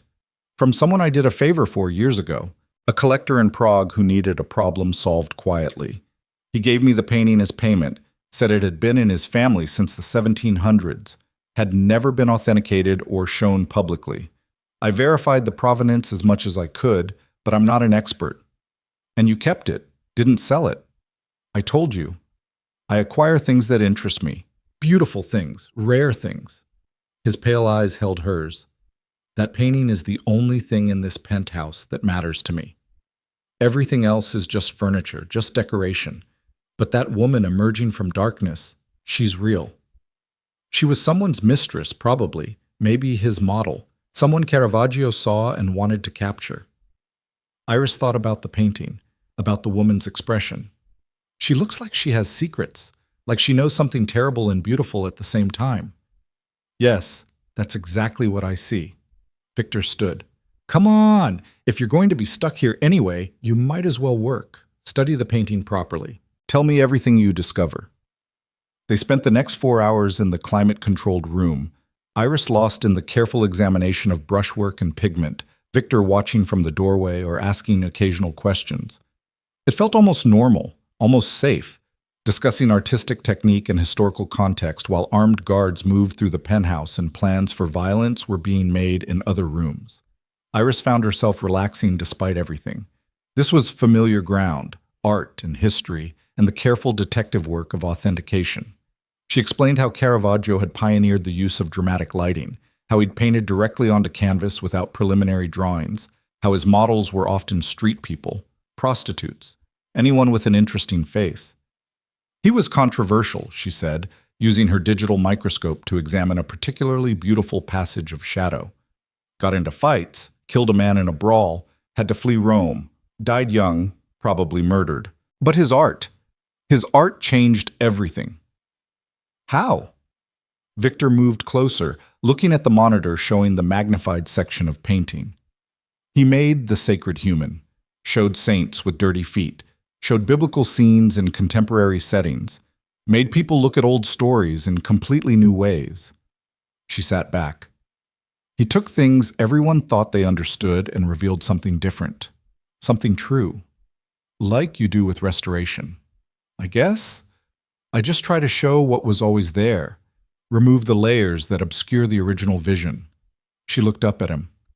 Sometimes that means making difficult choices, removing overpainting that someone added with good intentions, accepting that damage is permanent and the best you can do is prevent it from getting worse. Is that a metaphor? Maybe. I don't know anymore. Iris stood, pulled off her gloves. I need a break. My eyes are starting to cross. They had lunch in the dining room, sandwiches that Marcus had brought in, more coffee, fruit that neither of them really ate. Iris found herself asking questions about Victor's life, his business, how he'd built what he had. He answered some and deflected others, but slowly a picture emerged. He'd grown up in Brooklyn, poor, violent neighborhood, dead mother, father in prison, had been recruited at 15 by an organization that needed smart, ruthless kids who understood loyalty, had worked his way up through talent and terror, making the right choices at the right times, surviving when others didn't. By 30, he'd controlled significant territory. By 35, he'd consolidated power and started the slow process of going legitimate. I own 18 buildings now, he said. All above board, all legal. I have investments in tech companies, shipping, real estate development. In another 5 years, I could walk away completely, become just another rich businessman with a questionable past. Why haven't you? Because respect isn't something you can just retire from. Because the people I've made deals with, the favors I've traded, the secrets I keep, they don't have expiration dates. He paused. And because part of me likes it. The power. The control. The knowledge that I built something from nothing and nobody can take it away. Alexei wants to take it away. Alexei wants what I have. He doesn't understand that what I have can't be taken, only earned. That's why he'll lose. Victor's voice was absolutely certain. He thinks violence and intimidation are enough. They're not. You need vision, patience, the ability to see 3 moves ahead. Is that what I am? A move ahead? You're not a move, you're... He stopped, seemed to reconsider. You're a complication I didn't plan for that makes you either a problem or an opportunity. Which one am I? I don't know yet. The honesty of it stung more than a lie would have. Iris stood, carried her plate to the kitchen, needed space from his intensity. But Victor followed, close enough that she could feel his presence behind her. I'm not going to apologize for what I am, he said quietly, or for the world I live in, but I am sorry you got pulled into it. That wasn't supposed to happen. What was supposed to happen? You were supposed to stay on the 9th floor, keep knocking on my door when I got too loud. Be the one person in this building who saw me as just a neighbor. His voice dropped lower. Be normal when nothing else in my life is. Iris turned to face him, and he was closer than she'd realized, close enough that she had to tilt her head back to meet his eyes. I can't be that anymore. You made sure of it. I know. So what am I now? Victor raised one hand, hesitated, then gently tucked a strand of hair behind her ear. The gesture was so unexpected, so intimate, that Iris forgot to breathe. You're someone I'm trying very hard not to care about, he said, because people I care about become targets, become vulnerabilities, become things that can be used against me. Then why? Because I can't help it. His hand dropped. Because you threw money in my face and restored Caravaggio's and knocked on my door at 3 a.m. Because you're real in a world full of people playing parts. Because when you look at me, I almost believe I could be someone different. The confession hung between them, raw and honest, and completely at odds with the cold, controlled man who'd killed 6 people last night. Iris didn't know what to say, didn't know how to respond to this vulnerability from someone who should be nothing but dangerous. The moment shattered when Marcus appeared in the doorway. Sir, we have a problem. Victor's expression closed immediately, all that vulnerability gone like it had never existed. What kind of problem? Alexei just posted a bounty. $1 million for Iris Vale, alive and unharmed. The words took a moment to register. When they did, Iris felt her knees go weak. A bounty? Like you're valuable enough to tempt people who wouldn't normally cross me. Victor's voice was ice. How public? Very. Dark web, encrypted channels, but spreading fast. Every mercenary, bounty hunter, and desperate criminal in the city will know within hours. Then we move up the timeline. I wanted to be surgical about this, but Alexei's forcing a different approach. Victor looked at Marcus. Call everyone. Full mobilization. We hit every one of his operations simultaneously. Tonight. Sir, I know what it is. Do it anyway. He turned to Iris. Your father arrives in 2 hours. Talk to him, get your answers, say whatever you need to say, because after tonight, this ends. All of it. Marcus disappeared. Victor pulled out his phone, already making calls, his voice sharp and commanding. And Iris stood in the kitchen of a penthouse fortress, worth $1 million to anyone who could deliver her to a Russian crime lord, and wondered how her life had become a nightmare she couldn't wake up from. The war Victor had been planning was about to begin, and she was the reason for all of it.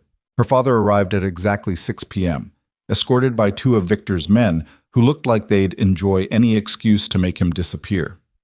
James Vale was smaller than Iris remembered, more worn, his suit cheaper than anything he would have tolerated 3 years ago. He looked around the penthouse with the calculating eyes of a man who instinctively appraised everything for its resale value. Then he saw Iris, and something crumpled in his expression. Baby girl, he said, and the nickname she hadn't heard since childhood made her throat tight. You look so grown up. Don't. The word came out harder than she'd intended. Don't pretend this is a reunion. You know why you're here. Victor stood near the windows, far enough away to give them space, but close enough to intervene if needed. His men positioned themselves by the exits. Her father noticed, and whatever hope had been in his face faded. I didn't know they'd come after you, James said. I swear, Iris, I thought I had more time. Thought I could figure something out before. Before what? Before the people you owe money to decided your daughter was easier to find than you? Iris crossed her arms, trying to hold herself together. You've known for 3 years that you left me holding this debt. 3 years, and you never warned me, never called, never tried to make it right. I was trying to protect you. If I stayed away, if I disappeared completely, I thought they'd forget about you. You were never involved in my business, never knew the people I dealt with, but they knew about me. They knew where I lived, where I worked, everything, and you knew they knew, didn't you? She took a step closer. That's why you really disappeared. Not to protect me. To protect yourself. James flinched like she'd hit him. It wasn't like that. Then tell me what it was like. Tell me how borrowing $200,000 from criminals and then running away was somehow for my benefit. He looked at Victor as if hoping for support, but Victor's expression was carved from ice. James turned back to Iris, something desperate creeping into his voice. I had a sure thing. A poker game in Atlantic City, high stakes, players I'd been studying for months. I knew their tells, knew their patterns. I just needed capital to get in the game. And you lost. I was winning. I was up almost 400,000, but then he stopped, shook his head. It doesn't matter. The point is, I thought I could fix everything, pay back the loan, set us both up, finally be the father you deserved. I never needed money. I needed a father who didn't lie, who didn't gamble away everything we had, who didn't choose cards over his own daughter. Iris's voice cracked. Mom's life insurance was supposed to put me through college. You lost it all in 6 months. Grandma's inheritance, the house, everything. And I forgave you because you were grieving, because I thought you'd get better. But you never did. I'm sick, baby. It's an addiction, a disease. I can't just stop. Don't. Victor's voice cut through the room like a knife. Don't insult her intelligence by pretending you're a victim. You made choices. Every bet, every loan, every time you ran instead of facing consequences.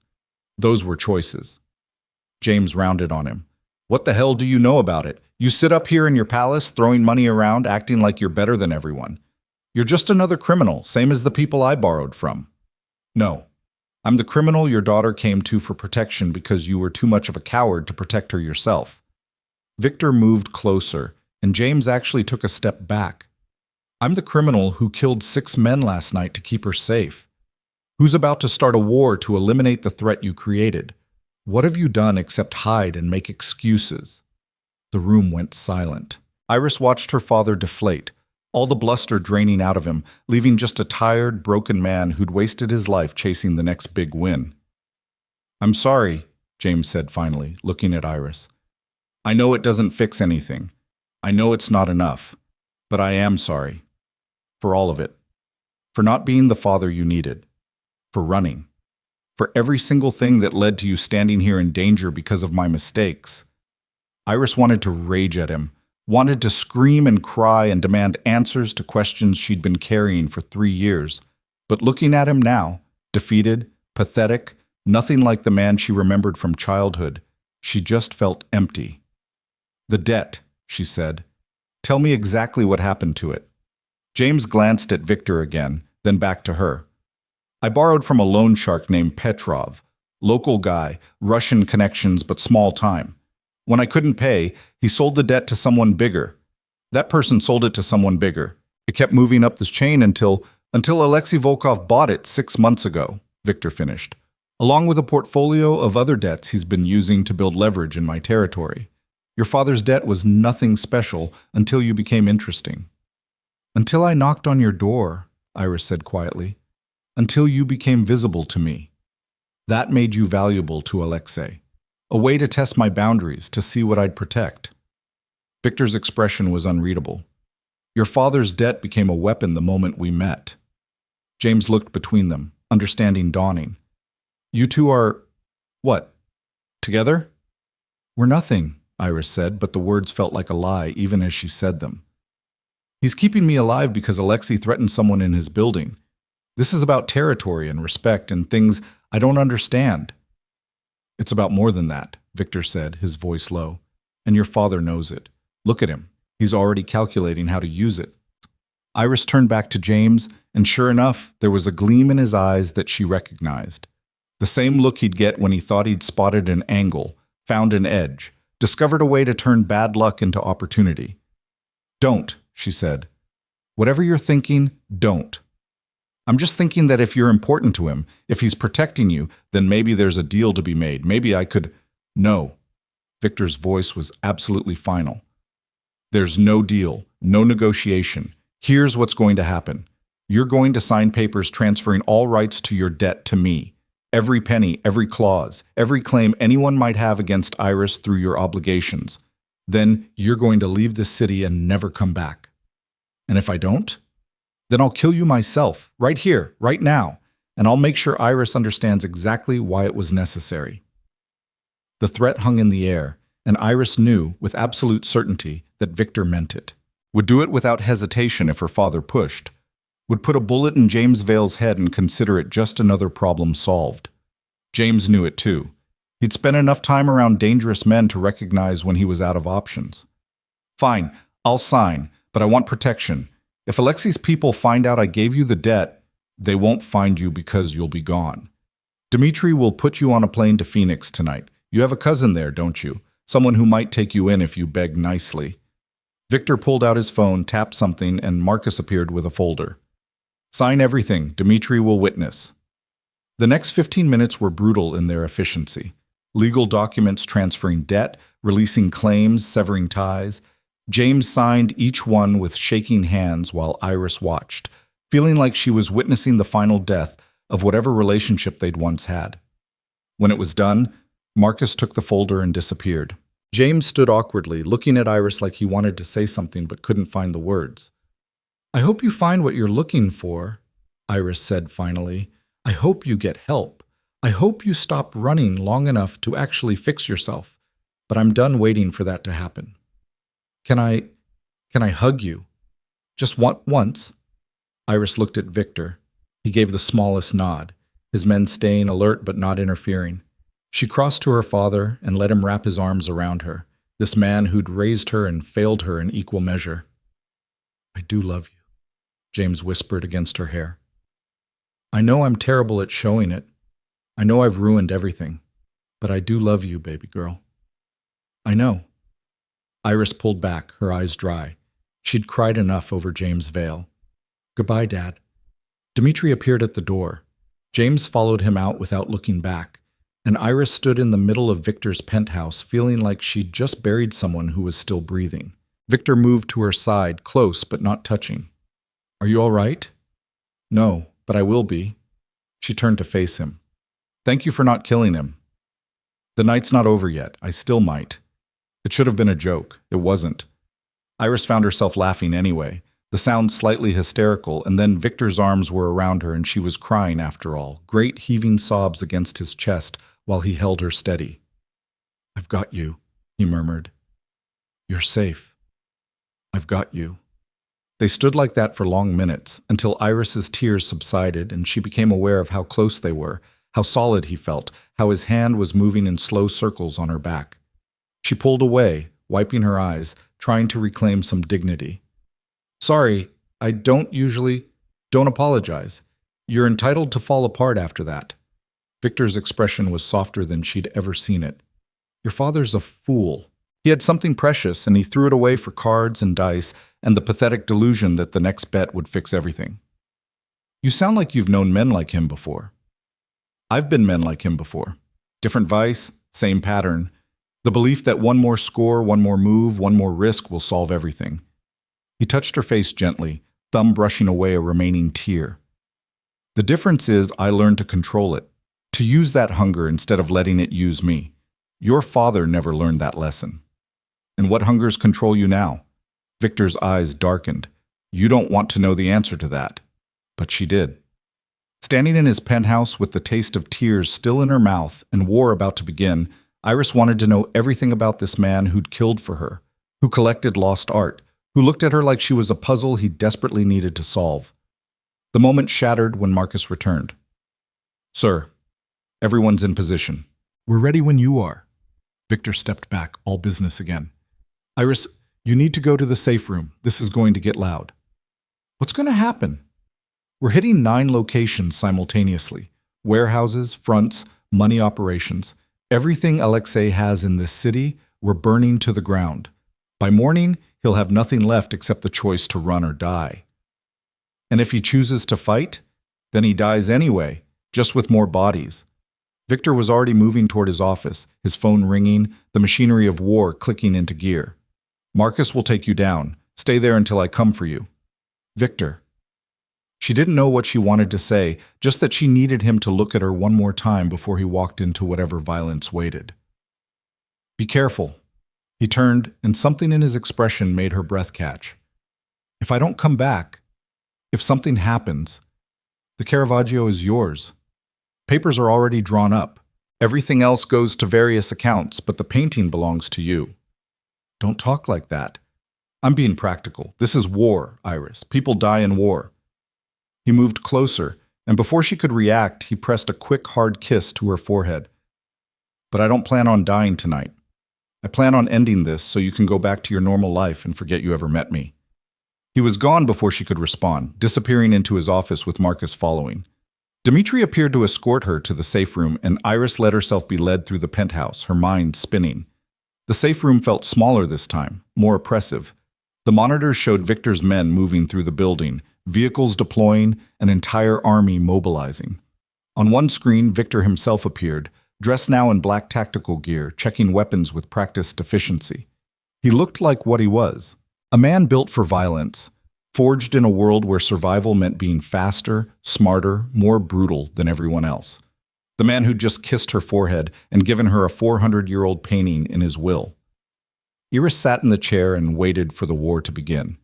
It started at exactly 9 p.m. She watched on the monitors as Victor's forces hit their targets, moving with military precision. The warehouse in Brooklyn erupted in flames. The shipping operation at the docks descended into chaos. One by one, Alexei's operations fell like dominoes. And through it all, Victor moved like a force of nature.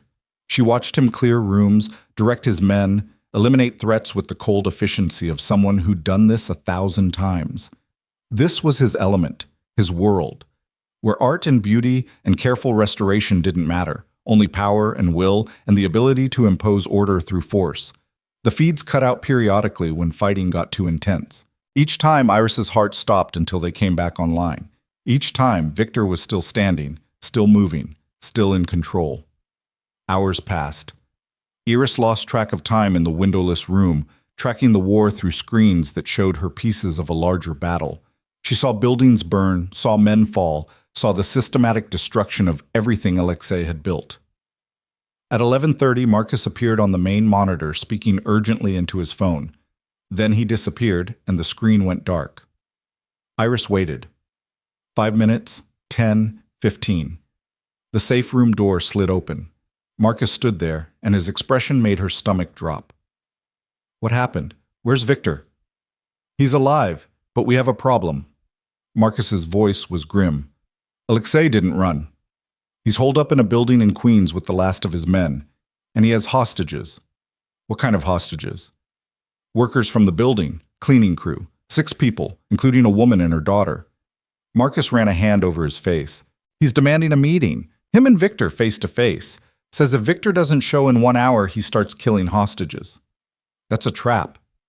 "Of course it's a trap, but Victor won't let innocent people die because of this war." Marcus looked at her directly. "He's going. And he wanted me to tell you that if he doesn't come back, everything I said earlier stands. The painting is yours. Dimitri will make sure you're protected until the organization stabilizes under new leadership." "No." Iris stood up. "No, he can't just walk into a trap. There has to be another way." "There isn't. Alexei knows Victor won't sacrifice innocence. He's counting on it." Marcus hesitated. "Mr. Blackwood also wanted me to tell you something else. He said to tell you he's sorry. That meeting you was the best mistake he ever made, and that he hopes you remember him kindly." The words hit like bullets. Iris grabbed Marcus's arm. Where's this happening?" "You can't go there." "I'm not asking to go. I'm asking where." Marcus studied her for a long moment, then sighed. "Warehouse district in Queens. Abandoned factory building, near the water. But Iris..." "I know. Stay here. Stay safe. Let him handle it." She met his eyes. "But what if I'm the solution? What if Alexei wants me more than he wants Victor dead?" "Then he gets both of you. That's not a solution. Unless Victor doesn't know I'm there, unless I create a distraction that gives him the opening he needs." Iris's mind was racing, pieces falling into place. Alexei posted a bounty. $1 million for me, alive and unharmed. That means he wants something from me. Leverage, information, something. If I show up, he'll focus on me instead of Victor. "Mr. Blackwood would kill me himself if I let you do this." "Then don't let me. Stop me." Iris stepped toward the door, gambling that Marcus wouldn't actually restrain her, or accept that I'm going anyway and help me do it smart instead of stupid. Marcus closed his eyes. "He's going to fire me. He's going to be alive to fire you. That's what matters. You understand this is insane, that you could die. That even if this works, you'll be walking into a situation with no backup, no training, no... I know. But I also know Victor is walking into a trap alone because of me. Because Alexei used me to start this war. I'm not letting him die cleaning up my father's mess. She held Marcus's gaze. Please, help me. For a long moment, Marcus didn't move. Then he pulled out his phone. I know someone. Ex-military, owes me a favor. She can get you close to the building without being seen, but after that, you're on your own. That's all I need. 20 minutes later, Iris was in the back of a car with a woman named Sarah, who looked like she could kill someone with a paperclip. Sarah didn't ask questions, didn't offer commentary, just drove through Queens like she knew every back street and alley. Tactical vest, Sarah said, tossing something into the back seat. It won't stop everything, but it'll help. And take this. A small pistol followed the vest. Know how to use it? No. Safety's here. Point and shoot. Try not to hit anyone on our side. Sarah glanced in the rearview mirror. Marcus says you're important to Blackwood. That true? I don't know what I am to him. Well, you're about to find out, because if you walk in there and he doesn't kill Alexei with his bare hands to get to you, then you're not as important as Marcus thinks. Sarah pulled the car to a stop 3 blocks from the factory. This is as close as I go. Buildings straight ahead, lots of windows, most broken. I'd approach from the east side, less visibility. Iris strapped on the vest over her sweater, checked the gun's safety like Sarah had shown her, and stepped out of the car. The night was cold, the warehouse district dark and abandoned. In the distance, she could see the factory building, lit from within by harsh industrial lights. She started walking. Every step felt surreal. 3 days ago, she'd been an art restorer with a quiet life and noisy neighbor. Now she was walking toward a hostage situation wearing a tactical vest and carrying a gun, about to offer herself as bait to a Russian crime lord to save a man who'd killed for her. The factory loomed closer. Iris could hear voices now shouting in Russian, could see shapes moving behind broken windows, could feel her heart trying to hammer its way out of her chest. She made it to the east wall, found a door hanging off its hinges, and slipped inside. The building was enormous. Open factory floor, rusted equipment, shadows everywhere. Iris moved carefully, trying to remember every action movie she'd ever seen, every piece of advice Sarah had given her in the car. Voices ahead. She crept closer, using equipment as cover until she could see them. Alexei stood in the center of the space, surrounded by maybe 10 men, all armed. The hostages were huddled against one wall, zip-tied and terrified. And facing Alexei, alone and outnumbered, was Victor. He looked wrong without his men, without his fortress, without all the layers of protection he'd built. Just a man in tactical gear with a gun in his hand and odds that would kill anyone else. But he wasn't anyone else. He was Victor Blackwood, and even here, even now, he stood like he owned the world. You've lost, Alexei, Victor was saying. Your operations are gone.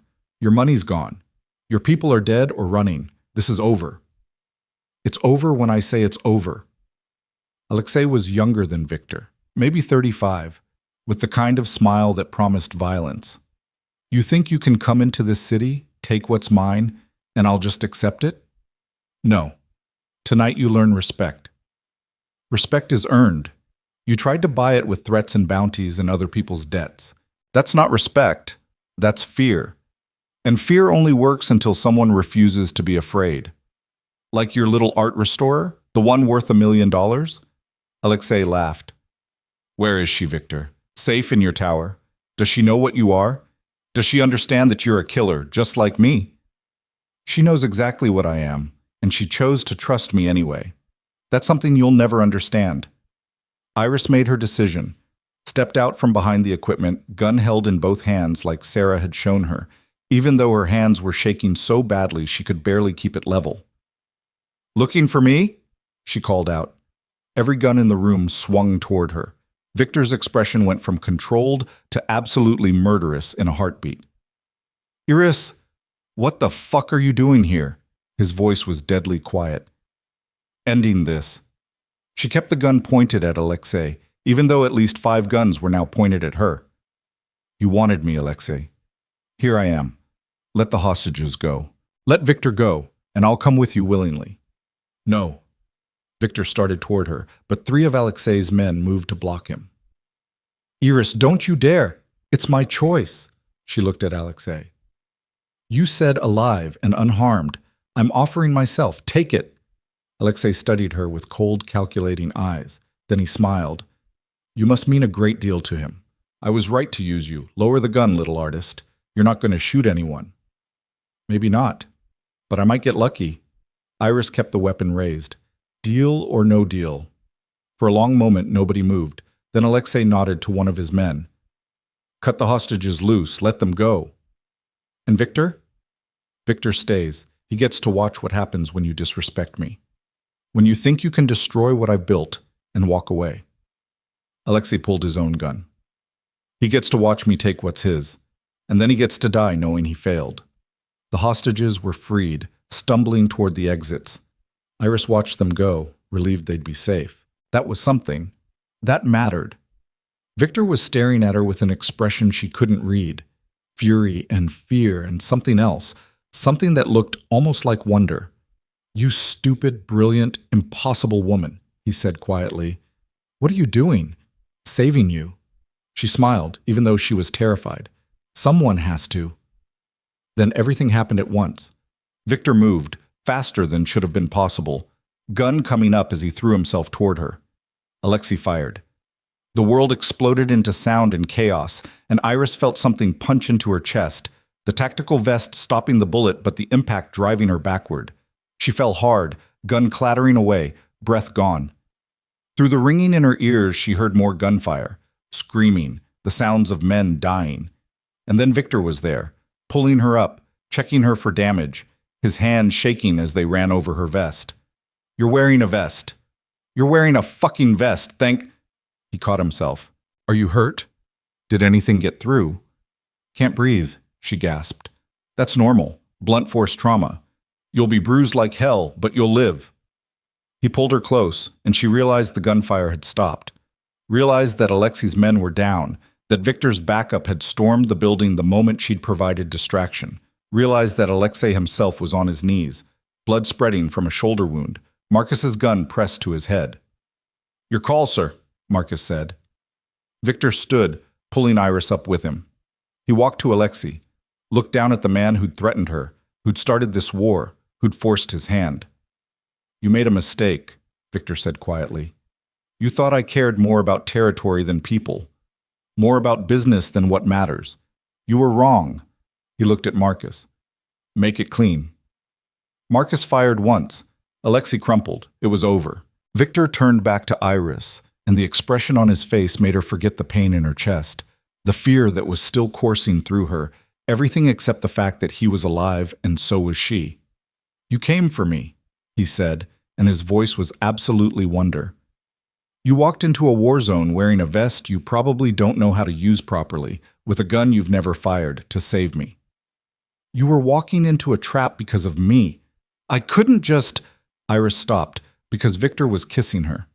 Not gentle, not careful. Kissing her like she was oxygen and he'd been drowning, like she was the answer to a question he'd been asking his entire life, like she was precious and impossible and absolutely necessary. When he finally pulled back, they were both breathing hard. Don't ever do that again, he said. Don't walk into traps alone. Deal. He touched her face, his fingers gentle despite the violence still staining them. You're insane, completely insane, and you just saved my life. We're even then. You saved mine first. I'm never letting you out of my sight again. That's going to make going back to work awkward. Victor laughed, the sound surprised and genuine. Around them, his men were securing the building, calling in cleaners, doing whatever it was that criminal organizations did after a war. But in that moment, it was just the two of them, battered and bruised and alive. Come on, Victor said, keeping his arm around her. Let's go home. Home. To the penthouse with too many locks. To the fortress where a lost Caravaggio waited.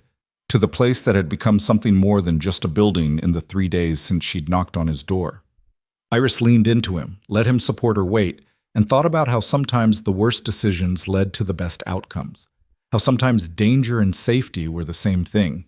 How sometimes the person who scared you most was the person you needed most. They walked out of the factory together into a night that was finally, blessedly quiet. The war was over.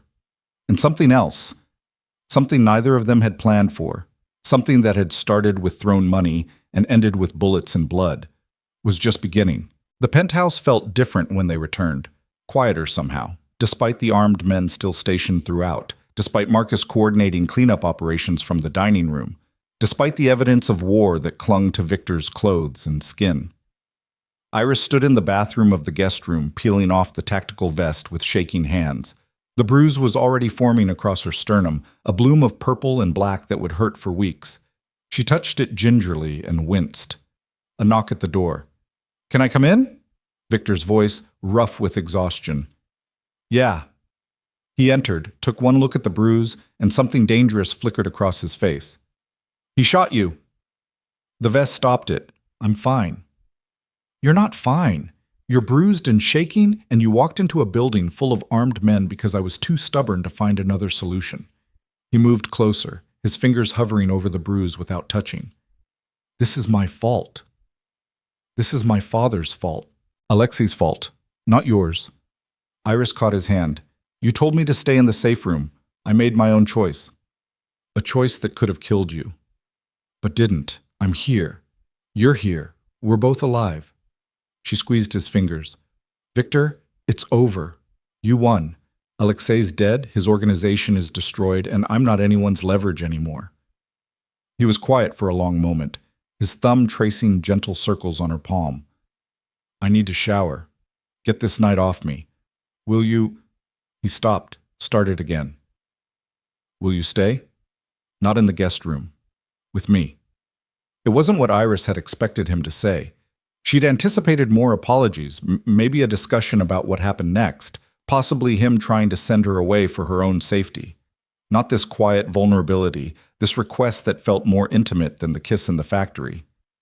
"Okay," she said softly. Victor's bedroom was as impersonal as the rest of the penthouse. Sleek furniture, minimal decoration, nothing that revealed who actually lived there, except for the wall opposite the bed, which was covered in a mural-sized photograph of the Caravaggio. The woman emerging from darkness, blown up so large that every brushstroke was visible, her secret-filled eyes watching over the room. "I look at her every night," Victor said, following Iris's gaze. "Try to understand what she knows, what Caravaggio saw in her that made her worth immortalizing. And have you figured it out?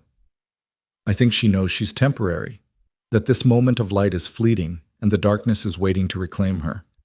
But she's not afraid, she's just present, fully alive in this one moment." He turned to Iris. "That's what you looked like tonight, in that factory. Not afraid, just present. I was terrified. But you came anyway. That's courage, real courage. Not the absence of fear, but the refusal to let it stop you." He moved toward the bathroom. "Give me 10 minutes. There's clothes in the closet if you want to change." He disappeared, and Iris heard water running. She found a drawer full of expensive t-shirts, pulled one on over her bruises, and sat on the edge of his bed. The adrenaline was finally fading, leaving her hollow and exhausted and slightly disconnected from reality. 3 days. That's all it had been since she'd knocked on his door. 72 hours from normal life to war to whatever this was now. Victor emerged from the bathroom wearing dark pajama pants and nothing else, water still beating on his skin. Iris tried not to stare at the scars that marked his torso, evidence of a life lived violently, of survival earned through pain. "You're staring," he said, but he didn't sound upset about it. "You have a lot of scars." Occupational hazard. He crossed to the bed, sat beside her. "The one on my ribs is from a knife fight when I was 17. The bullet wound on my shoulder is from 4 years ago, territory dispute. This one," he touched a thin line along his collarbone, "is from my father, before I was old enough to fight back." Iris reached out, traced the scar gently. "I'm sorry." "Don't be. He's dead. I'm alive. That's all that matters." Victor caught her hand, pressed it against his chest where she could feel his heartbeat. "Every scar is a reminder that I survived, that I'm stronger than whatever tried to break me. Is that what you see when you look at them?" Now I do. When I was younger, they felt like failures, evidence that I'd been hurt, that I'd been weak enough to let someone damage me. He looked at her bruise. You'll have a scar from this too, not visible, but there, the memory of tonight, of violence and fear and the moment you decided you were worth fighting for. I wasn't fighting for me. I was fighting for you. Same thing.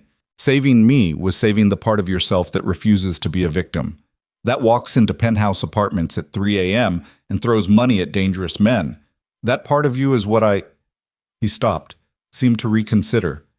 That's what makes you extraordinary. Iris heard what he didn't say, what he'd started to say before changing course. Her pulse quickened. Victor, what are we doing? What is this? I don't know. I've never... He ran a hand through his damp hair, frustrated. I don't do relationships. Don't let people close. It's safer that way. Cleaner. But you walked into my life in bunny slippers and I can't seem to make you leave. Do you want me to leave? No, that's the problem. I want you to stay. Want you in my space, in my bed, in my life, in ways that are dangerous for both of us. He turned to face her fully. People I care about become targets. You've already seen that, and I can't promise that tonight was the last time someone will try to use you against me. So what are you saying, that we should stop this before it starts? I'm saying you should know what you're getting into. My world isn't safe, isn't normal. Alexei is dead, but there will be others. There always are. Men who see what I have and want to take it, who see you as a weakness they can exploit. Then we make sure they can't. Iris shifted closer, her knee touching his. You said I'm under your protection. Fine. Teach me to protect myself, train me, arm me, show me how to survive in your world. Don't send me away because you're afraid I'll get hurt. You were already hurt. Tonight. Because of me. I was hurt because Alexei was a monster and my father was a coward, not because of you. She took his face in her hands, made him look at her. You didn't create this situation, Victor. You just refused to let it destroy me. There's a difference. He closed his eyes, leaning into her touch. You should be running. Should be getting as far from me as possible. Probably, but I've never been good at doing what I should. She kissed him gently, giving him the choice to pull away. He didn't. Instead, his arms came around her, pulling her closer, and the kiss deepened into something that made the rest of the world disappear. When they finally broke apart, both breathing hard, Victor pressed his forehead to hers. Stay tonight. Tomorrow we'll figure out the rest, but tonight, just stay. Okay. They lay down together, Victor's arm around her waist, Iris's head on his chest where she could hear his heartbeat slow from racing to steady. The photograph of the Caravaggio watched over them, the woman in darkness keeping her secrets, and Iris felt something settle in her chest. This was insane. Impossible. A relationship built on violence and danger and 3 days of intensity that should have sent her running. But lying here in Victor's arms, listening to him breathe, feeling safe for the first time since her father's death, had exploded into her life. She couldn't imagine being anywhere else. Tell me something real, she whispered. Something you've never told anyone. Victor was quiet for so long she thought he'd fallen asleep. Then, I bought this building because of the view, but I hate heights, have since I was a kid. Living up here, surrounded by windows, looking down at the city, it terrifies me every single day. Then why stay? Because fear is useful, keeps you sharp, reminds you that control is an illusion and everything can fall apart in an instant. His arm tightened around her. But tonight, when I saw you walk into that factory, when Alexei's gun was pointed at you, that was a different kind of fear.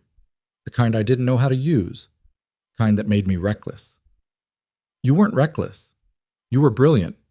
You waited for exactly the right moment to move. I got lucky. If your vest hadn't held, if the bullet had hit 6 inches higher... He didn't finish the sentence. Iris turned to look at him.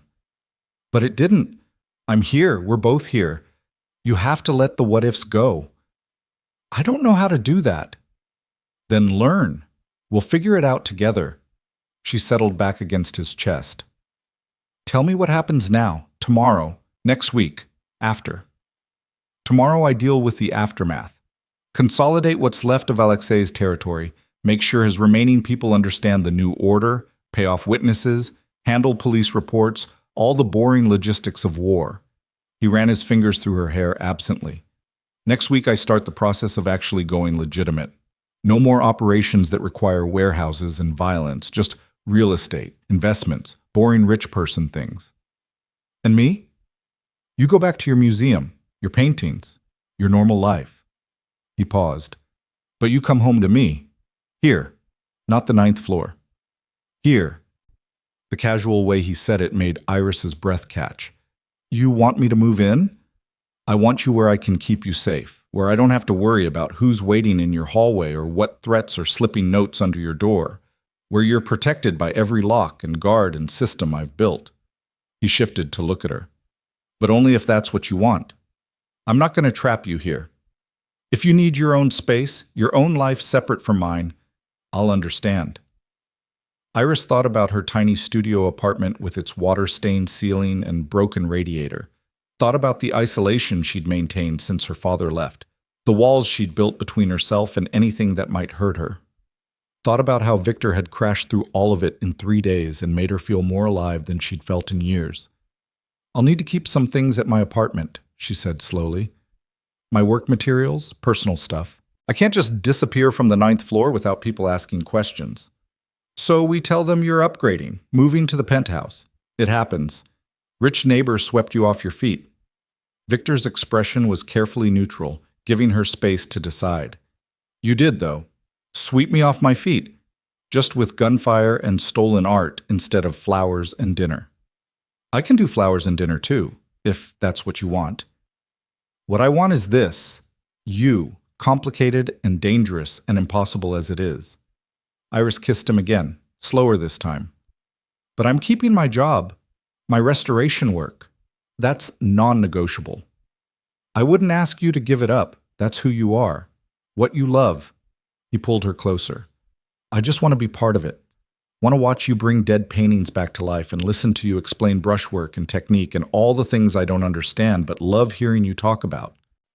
They fell asleep like that, wrapped around each other, the city glittering beyond the windows, and Iris dreamed of women emerging from darkness into light. She woke to sunlight streaming through the windows and the smell of coffee. Victor was already up, standing at the windows in fresh clothes, phone pressed to his ear. He was speaking in Russian, his tone calm and absolutely final, ending what sounded like an argument with a few sharp words. He hung up, turned, and saw her awake. Morning. How's the bruise? Painful. Worth it. Iris sat up, wincing slightly. What time is it? 9. I let you sleep. You need to eat, then we need to talk about logistics. Over breakfast, Marcus had brought up actual food this time, not just pastries. Victor laid out the plan. Iris would stay in the penthouse for the next week while he secured his position and made sure no remaining threats existed. After that, she could return to work with a security detail that would be discreet but present. Her apartment would be maintained, but she'd live here with him. What about my friend Mallory? Iris asked. She's going to have questions. A lot of questions. Tell her the truth, or a version of it. Rich neighbor, whirlwind romance, move too fast but feels right. People believe what they want to believe. Victor sipped his coffee. If you want to tell her everything, about Alexei, about the war, that's your choice. But it might put her at risk. Knowledge is dangerous in my world. So I lie to my best friend. You protect her. There's a difference. Iris hated that he was right, hated the compromises that came with this life, the calculations about who could know what and who needed to be kept in the dark for their own safety. But she understood it, had learned it in the past 3 days through blood and bullets and hard choices. I'll tell her we're together, that I'm moving in. Keep the rest vague. She looked at Victor directly. But eventually, she'll figure out you're not just a real estate developer. She's smart, observant. Then eventually I'll have a conversation with her about discretion and loyalty. But we'll cross that bridge when we get to it. He reached across the table, took her hand. I know this isn't easy. Asking you to lie, to hide parts of your life, to live in a world that requires constant vigilance. If it's too much, it's not too much. It's just different, and I'm learning. Iris squeezed his fingers. Besides, I walked into a hostage situation with a gun I didn't know how to use. I think I can handle lying to my best friend about my boyfriend's career. Boyfriend. Victor tested the word. Is that what I am? What would you prefer? Partner? Lover? The dangerous criminal who swept me off my feet? How about yours? That's simple. Accurate. His pale eyes held hers. I'm yours, Iris. However you want to define it. The declaration was so simple and so absolute that Iris felt tears prickling. You're not supposed to be romantic. You're supposed to be cold and controlled, and I am cold and controlled. With everyone else. With you. He stood, moved around the table, pulled her to her feet. With you, I'm something I've never been before. Someone who cares more about another person's safety than his own. Someone who'd burn the entire city to keep you safe. Someone who's terrified and exhilarated in equal measure. Iris kissed him, tasting coffee and morning, and the promise of something she'd never expected to find. When they broke apart, she was smiling. So what do we do now? Now that the war's over, and we're apparently in a relationship? Now I show you what a relationship with me actually looks like. The boring parts, the normal parts. The parts that aren't gunfights and dramatic rescues. He led her toward the climate-controlled room. Starting with finishing what we started, you authenticating the Caravaggio properly. They spent the morning in the art room, Iris back in her element with tools and equipment, explaining details of technique and composition while Victor watched and asked questions and made notes like he was studying for an exam. It felt normal in a way nothing else had since she'd knocked on his door. Just two people discussing art, sharing knowledge, existing in a space where violence didn't matter. The way he painted hands, Iris said, using her digital microscope to show Victor the delicate brushwork. Every finger tells a story. You can see the subject's life in how they hold themselves, what they do with their hands. What do your hands say? Victor caught her wrist gently, examining her paint-stained fingers. What story are they telling? That I work too much, that I care more about preserving beauty than creating it, that I'm better with dead things than living ones. She smiled ruefully. Not exactly romantic. I disagree. Your hands restore what's been damaged. Bring back what was lost. Make broken things whole again. He pressed a kiss to her palm. That's everything I need. The moment was interrupted by Marcus appearing in the doorway. Sir, we have visitors. The police want to discuss last night's warehouse fire. Of course they do. Victor released Iris's hand reluctantly. This will take an hour, maybe 2. Stay here. Work. I'll handle it.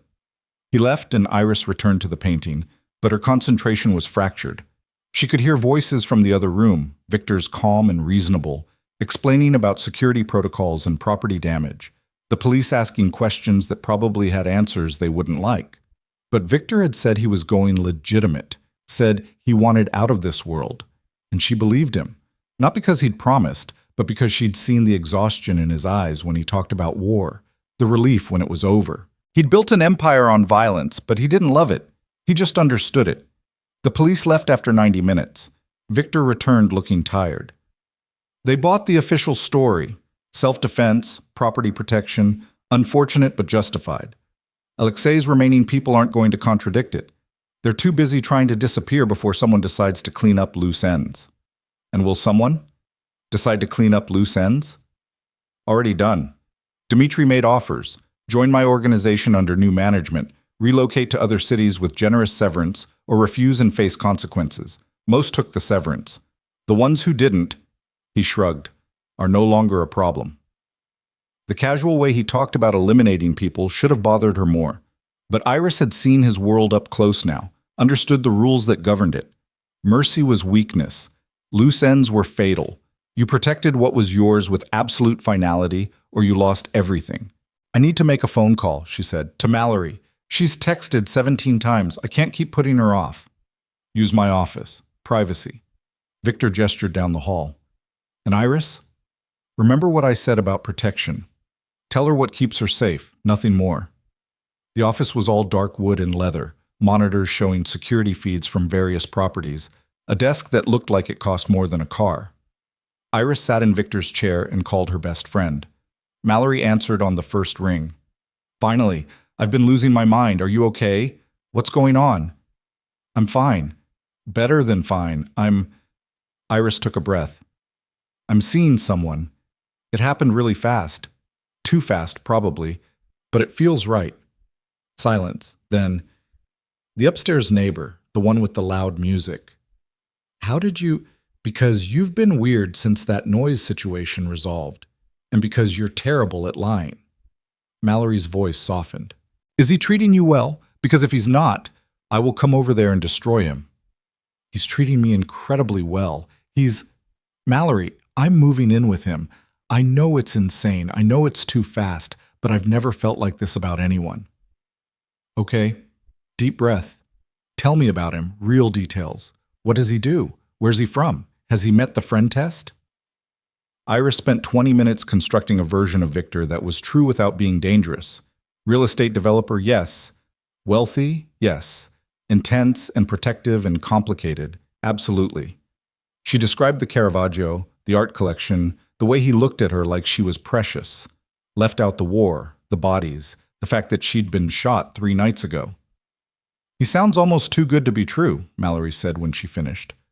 Which makes me nervous. Nobody's perfect, Iris. What's his flaw? What's the catch? He's controlling, needs to know where I am, who I'm with, has security everywhere. It could feel suffocating if I didn't understand why he does it. And why does he do it? Because he's lost people before, because his world is dangerous in ways he won't fully explain, because he loves me. The words were out before Iris realized she'd said them. I think he loves me, even if he hasn't said it yet. Do you love him? Iris thought about Victor walking into a trap alone. Thought about the way he'd kissed her forehead before going to war. Thought about him giving her a Caravaggio in his will, teaching her about his scars, showing her the fear he never showed anyone else. Yeah, she said softly. I think I do. Then I'm happy for you. Terrified but happy. When do I get to meet him? Soon. Maybe next week when things settle down. Dinner somewhere nice. He'll probably have the entire restaurant vetted beforehand, but that's just who he is. They talked for another 10 minutes before hanging up, and Iris sat in Victor's office feeling the weight of her lies and half-truths. She'd protected Mallory, yes, but she'd also created distance between them, a gap that would only grow as her life with Victor became more entangled. She found Victor in the living room, staring at his monitors. How'd it go? I lied to my best friend, told her you're a regular rich guy with control issues. She's cautiously supportive. Iris moved to his side. This is going to be my life now, isn't it? Calculated truths and careful omissions, always watching what I say, who I trust. Yes, but it gets easier. You learn what people can handle, what they need to know. You compartmentalize. He pulled her close. And you have me, someone who knows everything, someone you never have to lie to. Do I know everything about you? No, but you know the important parts, the parts that matter. Victor's expression was serious. I've killed men, Iris, more than Alexei's people. More than I can count. I've made choices that would horrify you if you knew the details. Built my empire on blood and fear and calculated brutality. That's the truth. The whole, ugly truth. And now? What are you now? Trying to be someone different, someone who deserves you, someone who can walk away from violence and build something real. He touched her face gently. You make me want to be better. That's terrifying and exhilarating and completely new.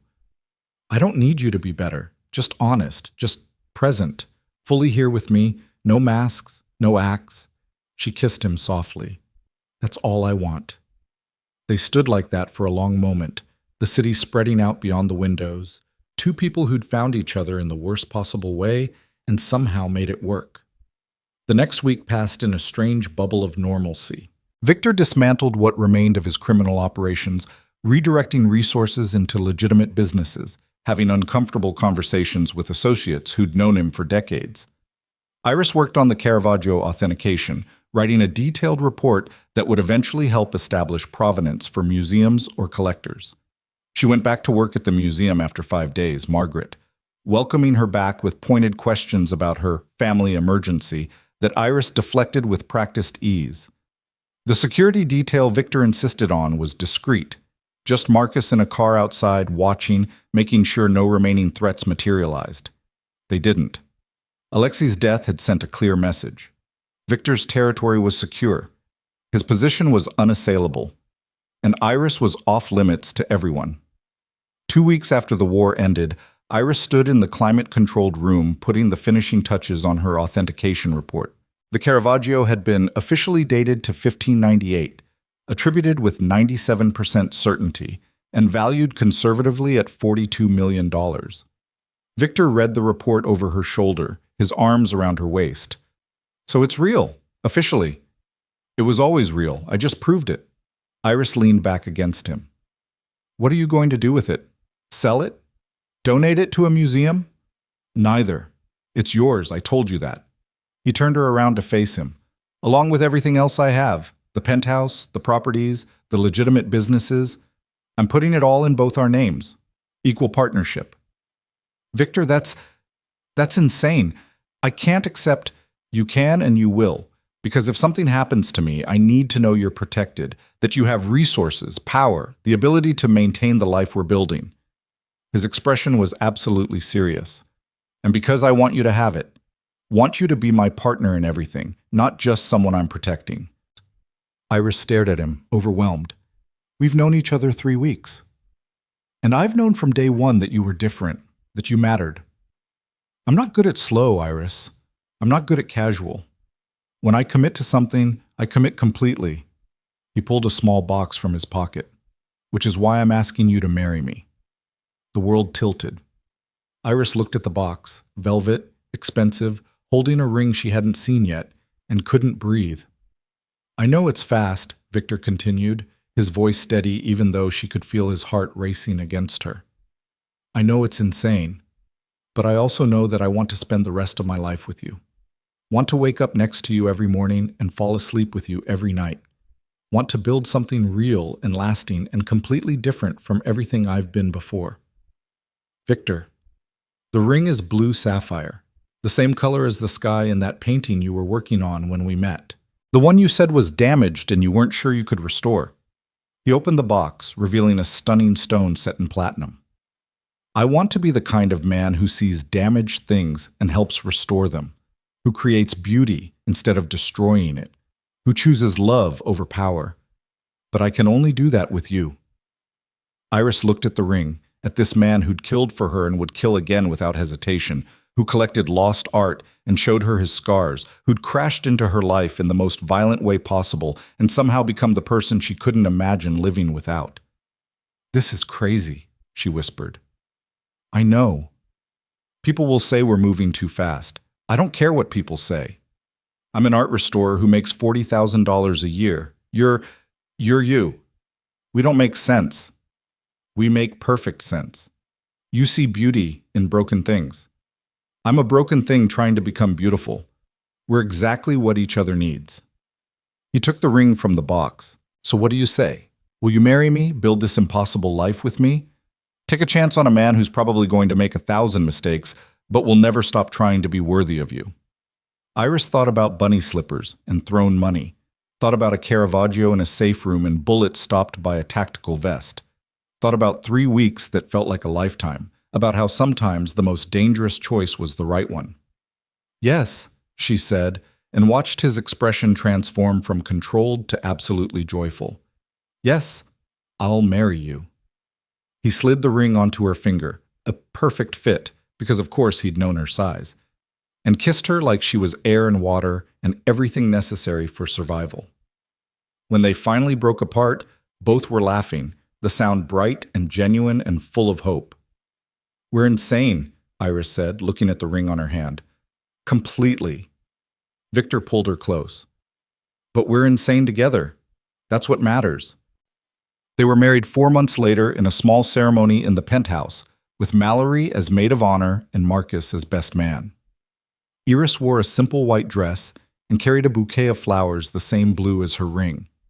Victor wore a suit that probably cost more than her old apartment and looked at her like she'd hung the stars. The Caravaggio hung in the bedroom they now shared, the woman emerging from darkness forever watching over them. Iris had finished the authentication, had helped Victor donate 3 other pieces from his collection to museums, had slowly transformed his sterile penthouse into something that felt like a home. She still worked at the museum, still restored paintings, still found peace in the careful work of bringing beauty back from damage. But now she came home to Victor, to a life that was strange and complicated and occasionally dangerous, but entirely theirs.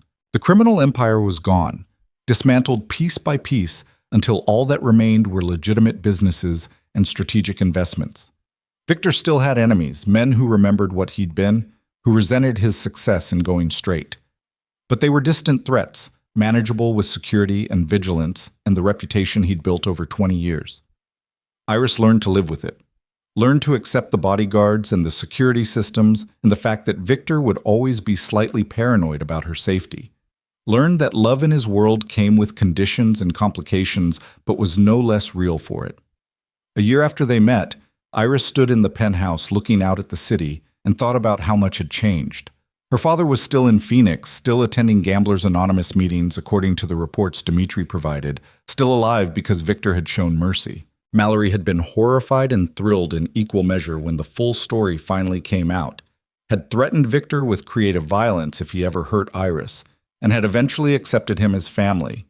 The museum had promoted Iris to senior conservator, impressed by her work and completely unaware that her husband had enough money to buy the entire building. She still kept the promotion quiet, still worked hard, still found joy in the careful restoration of beautiful things. "What are you thinking about?" Victor appeared behind her, arms sliding around her waist, chin resting on her shoulder. "How different everything is. How a year ago I was just knocking on doors in bunny slippers, and now I'm married to a reformed crime lord who collects Caravaggios." "Reformed is generous. I prefer recovering." He kissed her neck. "And you're not just married to me. You're my partner, my equal. The person who made me believe I could be someone different." "Are you? Different?" "I haven't killed anyone in 8 months. That's progress." He turned her to face him. "I'm trying, Iris, every day, to be the man you deserve, to build something that doesn't require violence to maintain, to create instead of destroy." "I know, I see it." She touched his face gently. "And I love you. The man you were, the man you're becoming, all of it. Even the parts that scare you? Especially those parts, because they make the gentle parts more precious. Because they remind me that you choose softness when you could choose brutality, that you choose me when you could choose power." She kissed him softly. "That's love, Victor. Real love. Not the easy kind that happens between simple people with simple lives. The hard kind that requires work and compromise and constant choice." They stood at the window together, watching the city wake up. And Iris thought about women emerging from darkness into light. Thought about damaged paintings brought back to beauty. Thought about how sometimes the most broken things, when carefully restored, became the most precious. Her life wasn't what she'd planned, wasn't safe or conventional or anything she'd imagined when she'd climbed those stairs in fuzzy slippers to complain about noise, but it was hers, wholly and completely hers, built from defiance and danger and the choice to see possibility instead of just threat. The penthouse had become a home. Victor had become her partner. And the woman in the Caravaggio smiled her secret smile, forever frozen in that moment between shadow and light, forever knowing what Iris now understood. That sometimes you had to walk through darkness to find beauty. That sometimes the most dangerous choice led to the safest place. That sometimes knocking on the wrong door at 3 a.m. was exactly right. The noise was gone. The war was over. And what remained was love built from defiance, survival, and choice. Finished, whole, and unbreakable. Iris Vale had knocked on Victor Blackwood's door and found everything she didn't know she needed. And in the end, that was enough. More than enough. It was everything.